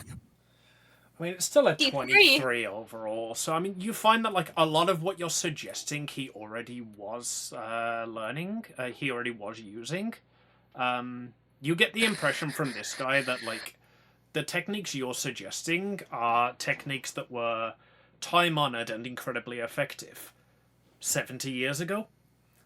Possibly, he was, one of the people who developed some of these techniques that you're suggesting. Mm. But with the 23, you can offer, some mild improvement on some of them, but it's, not enough to really affect the whole grand scheme of it type thing. Yeah, what's basically happening here is you are, pitching programming ideas to the guy who wrote Linux. Yeah. I could maybe implement one or two of them, but here's, 19 ways that could be done better. Yeah. Upon hearing this, obviously this can be dealt with, afterwards or whatever, but I'm gonna, set the groundwork with, obviously not trying to hire him for JTH Co, but definitely a future partnership type thing. It will just be hey, if we've got extra work that he's doing and we can't fill that capacity, we can send the clients over your way type thing. Alright, make me a persuasion check. We'll take fucking maybe 5% finder's fee, but you can have all the work type thing just to like, you know, mutually beneficial. We can also supply like resources and that sort of shit. Make me a persuasion check. Fucking hell. I'm sorry, I'm married to the forge. Okay. Like, Yeah, I wasn't trying to like pull him away from it or anything. We only use our skills for the betterment of man in wartime where needed. Otherwise, they're very, very, very in-house. Evelyn just like walks over to JDH, and she's just like, you know, like leaning with one arm on his shoulder, and she's just like, and that's why you let me do the whole like conversation things. It's like But you he still does not register you're there. And he's Oh just yeah, like, no. yeah, so we need to keep them in-house, otherwise they get into the hands of harlots and tricksters and tieflings and succubi.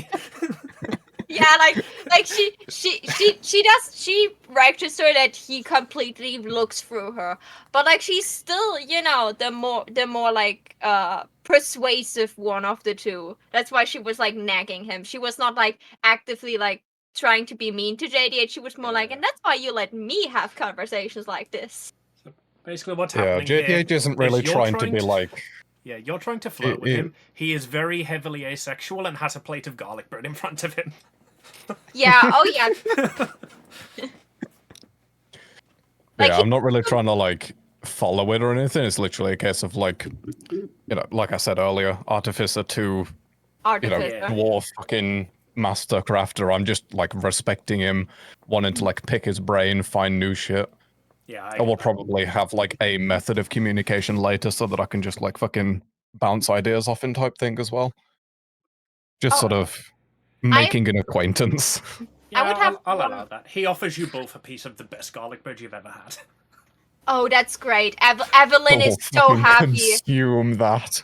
Yeah, like you just gave garlic bread to two asexuals. Like you just made their day. I also have something. I will be asking him for the recipe. Oh yeah. Oh, I'm sorry, it's all very in-house. We can't part with it except in times of war. Also, okay, I will offer him a very good deal on a monthly subscription to it. Also, if Alexander maybe wants to help me interrogate the Dragonborns, or like anyone that wants to help interrogate the Dragonborns that we imprison, not that they're afraid of us, then maybe spill some secrets, you know, like maybe some locations, because our that is actually relevant because your aim here is you need to find and kill Tiamat's champion. Yeah. So given that the sky is still black and Tiamat's face in it, you're pretty certain that it's not Silwan. Yeah. So maybe we get this information out of the Dragonborns we had here, because they were maybe in a bigger meeting and know what they look like or where they're stationed. So, anyone who wants to support and help me into, you know, like lovingly probably intimidate them or convince them otherwise, to give us this information, I would appreciate that. Because I don't want to do that alone. Because if I fail, I can't point at someone else and be like, well, you failed too. My intimidation is +1, but I would like to just point at the huge crater that used to have like 100 people in it, and just like, hold up my gun. Like I don't know if that would give any advantage there. So my intimidation is +17. Can someone like, if Alexander has like his aura around me, this would be a skill check. I would probably get what, a +2? My aura doesn't count for that, but I will do an aid action if that's fine. Yeah, like. We'll allow that. How does aiding work in DnD again? Do I make a roll as well, or does she get advantage on this? Fucking awfully, so we're going to use the aid action that I like, which is from Fori. You make an intimidation check. If it passes, she gets a +2. 24. A 24 would be good enough to help. So you can just, like, stand behind her being Alexanderish. Like, the little succubus lady comes down, and behind her is a giant shadow that is as tall as the dragonborns that are imprisoned. Okay, and I got a +2 to that, right? Yep. Again, this will be a hard check because you are asking them to betray their god who can literally see them. Could I roll mine on tech instead if I do the aid? Because it would be to do with the weapon, not with any of the threatening nature of a bright pink slime boy. No. She really don't want you to have that shit. If Eden would be back, she would just need to hold up the jaw of worm to aid. Well, if I roll that, I still have luck points, so I am just telling you, if that is failing, I inclined to re-roll my d20. Okay. Roll it anyway, because this is where the funniest shit happens. A 23. Is that enough, or should I re-roll? That is not. Roll again. Okay. We set intimidation. We set +2. Roll. 27. That is just about enough. Yes. Okay. So Evelyn goes. Are they sitting or standing in their cell? They are standing in the cells. Let's say there's probably about 10 of them who remain behind. So you like walking around the cells. You're doing your speech. You're pacing, demanding that somebody turn over the name of the champion. Yeah, like her, it's dark down there, but her eyes are glowing in the dark. Like especially because I have something called Fey Presence. Yeah. That can charm or frighten things. Like I could make them roll a wisdom saving throw to literally frighten them by that's a level 1 ability I get as a warlock. But it's just for flavor. So she's coming down there with her giant dragonborn friend. Her eyes are glowing as she's like using her like the Fey presence, like her demon presence she has from her Patreon. And she's just like, okay. So it's nice that y'all staying here. Don't worry, won't harm you. But we need informations, especially on the dear champions of your goddess. And it would be such a shame if the interrogation would turn violence at some point. Like, look at my big, bulky dragonborn over here. And look at the big sword he has. Did you know that? I kind of thought you're taking Oh, off they're the back. helmet. He's just crushing his arm. Yeah, like, no, she's just pointing at the sword on your hip. She's like, did you know that this sword specifically decapitated the king recently? So, like, we can also just go to your goddess and harm her directly. But I think it would be enough if we deal with her champions, right? You wouldn't want us to hurt her, right? And intimidate them that way. So the various Dragonborn who are in there seem to be in like a lot of different minds about this. There's one in the back who is sort of like shifting his feet together. He's very clearly the one who is intimidated. And somebody else speaks up and says, "You think you'd get us to sell out? Our god? You think you'd get us to help you kill her? That's never gonna happen." Another one of them shouts out, "Yeah, not gonna happen. We'd never sell out Chosen." And then they all just laugh and chuckle along. If you could even believe it was him. It wouldn't be Chosen, what if it's Bogdun? And they all start laughing again. And the one at the back, like every name they call out, he just shuffles more and more nervously. I'm And as they're back. just like randomly just like sitting there jibing at each other, trying very clearly to cover their tracks, he just incredibly timidly looks down and says, Lamruntus. I'm back. Oh, poor Uh, baby. She's just like, At this, all of the others scream at him, Silence! Shut up!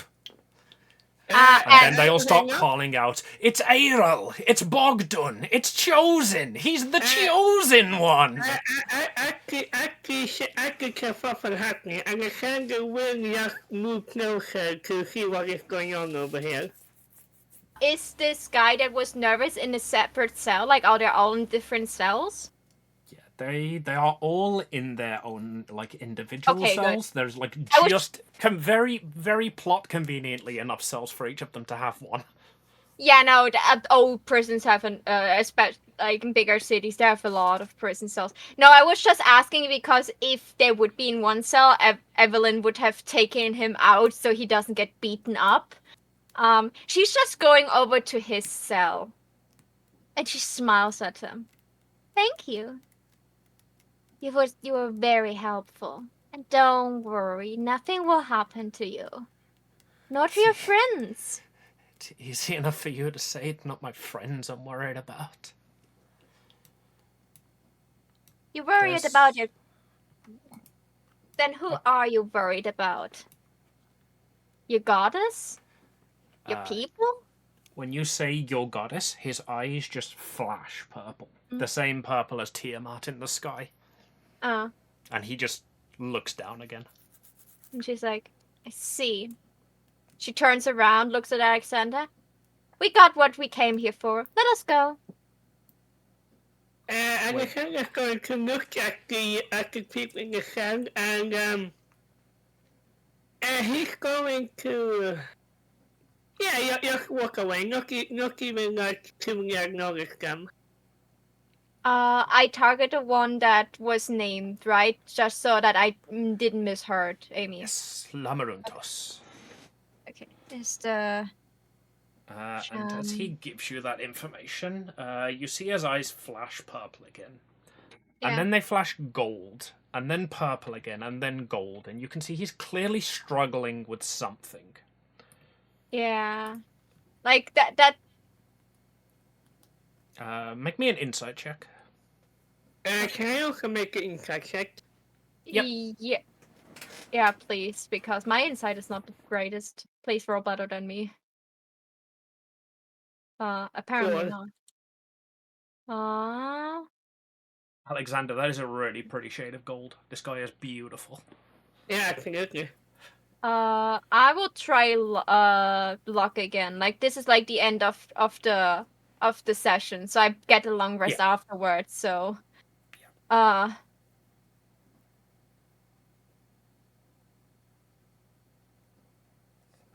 have one last left.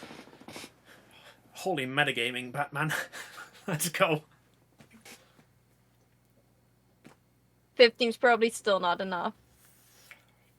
No, it's not. So as you leave, his eyes are just flashing back and forth between the gold and the purple. Yeah, so... Like, I have a suspicion what this is, but, like, Evelyn herself has no... Like, she has a suspicion, she has no clue. She suspects that the purple glow is the controlling power from, the curse. From the demon door, and, like, from the power that Tiamat got from this demon door.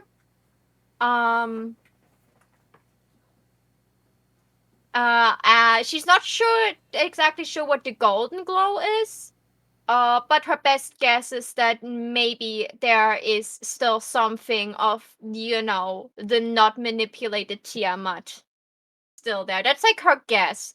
You don't need to confirm if that is true or not. That is just what Evelyn guesses could be. She goes up and... Yeah, what? Roll me a religion. A religion. Where is it?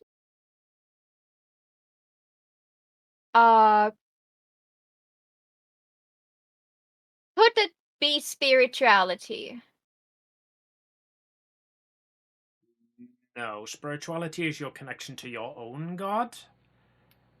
And Religion is my knowledge to Okay, God. yeah. If I would ask that Alexander, would Alexander have to make the religion roll? Yes, and I would let Alexander make it with advantage. Okay. As So a situational bonus. And Okay. we could do that. It's up to Evelyn. Yeah, like I have a +3 in religion. I'm pretty sure yours is still better than mine, and you get advantage on it. So I as have you, I have a +5, because I have a +6. What's it called? yeah, but you have Proficiency. advantage. You have advantage. That's what I don't get. So Evelyn, like, as she goes up the stairs with you again, she's just like, so I saw his eyes. I'm pretty sure the purple glow is, the purple glow is in the clouds. So I'm pretty sure that is Tiamat or the curse control. But this golden glow, what do you think? Do you think that maybe there's still some good parts of Tiamat in her that is not corrupted by the curse? Please. That's a Nat 20. 20! That is a nat 20.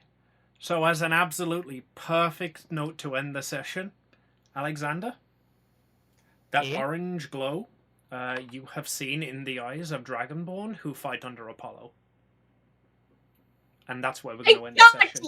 Yes! Yeah, baby! You will have to explain what that means, because right now my brain is especially fried. Because I got stabbed by the seasonal sadness. I can tell you exactly what that means. Right now, everyone thinks Apollo is dead.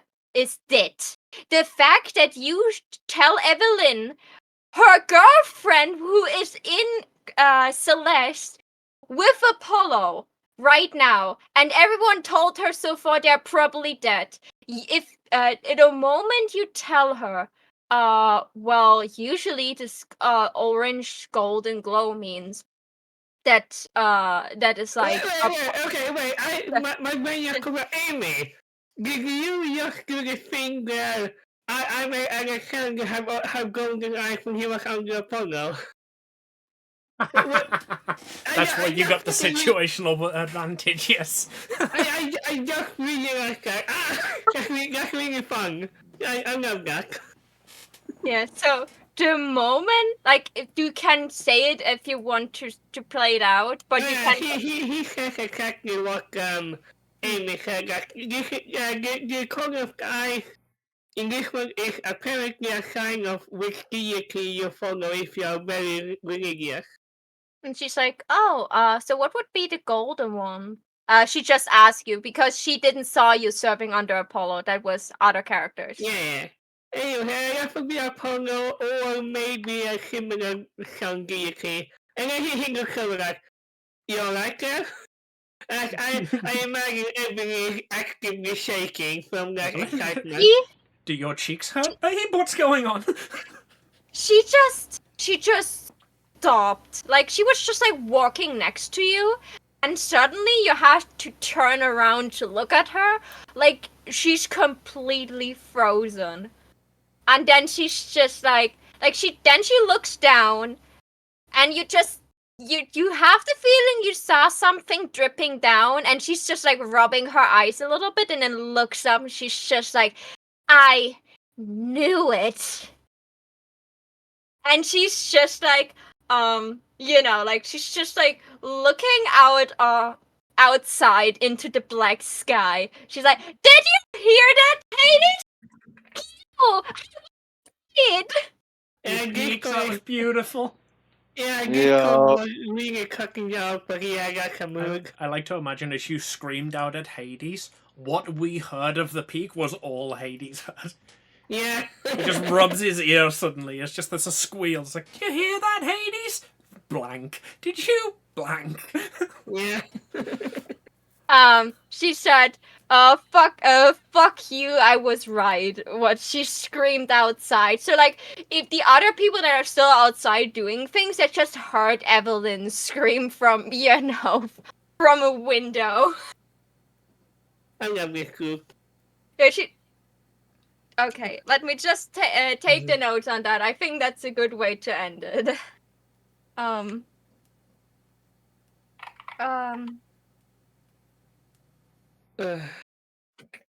Dragon.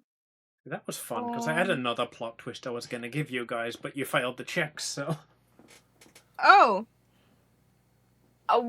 Which checks? Like, we did a bunch of them by now. The insight. Well, we got... the one that you spent all of your luck points on. I thought that this would be, like, that was the religion one I gave over to Alexander. I wish I could get that. I knew I don't have good insight. Like, insight is a +2 for me. Like, if probably would have. No, my perception is equally as bad. I'm not good at picking up hints. What is weird, because that is like Evelyn's thing, but I cannot. I can only give her so many things she's good at. Yeah, don't worry about that too much. You'll figure out that plot twist eventually. Don't worry. I hate when you say it like this, okay?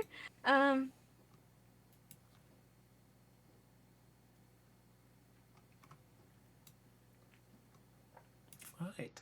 And that has been Pancake Island D&D episode 87. 12 left. Do we need to hurry up? Do we need to hurry up now? With like the bigger fights? Don't worry about it. I've got the sessions planned out in a decent order. Well, the good thing is now we know who we have to tackle next. That way we could maybe like skip one, maybe even 2 combats. And we don't have to desecrate 2 more armies. We can still do that. You probably still should, that's why you're here, but now you've got a target. Yeah, we have a target. Like, the problem is I don't want to, if we just, like, kill, like, all the armies, that would, like, be in a bit of a disadvantage for us, and especially if we be able to free them, we would have, like, almost not instinct, instinct. When you kill, like, an entire race, what is this called? Extinction. Yeah, extinction. Like, I don't really want to be, like, the reason why there are, like, almost no Dragonborns and Kobolds left. I know Kobolds can repopulate really quickly. I'm not so sure about dragons and Dragonborns. How fertile they are and how many children they want. Lots. All of yours. They want your children. These were fun. I should bloody hope so. End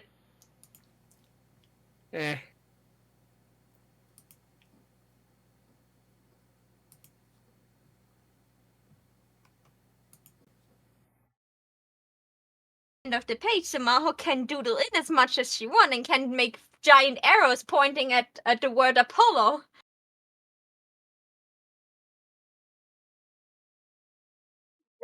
Oh, sorry. Thank you. Alright, so, thank you everybody for coming out. It has been wonderful spending time with all of you. I will see you... I don't think I'm streaming tomorrow. I'm pretty sure we've got an anime date, haven't we, with Sunny Maho? Yeah, so... Yeah, that should be tomorrow. At some point tomorrow evening. But that's probably in Discord, so this is not a Twitch thing. But hey, how about you maybe check out my Discord server if you want to join us in our adventure of watching fluffy anime. It will be very romantic and very cute, and you will probably get diabetes at the end. Damn. Sound gay. I'm in. I might stream a bit later, depending on how I feel, but I'm not going to commit to anything. I will see you all Monday at the very latest. Bye. Sparks, you to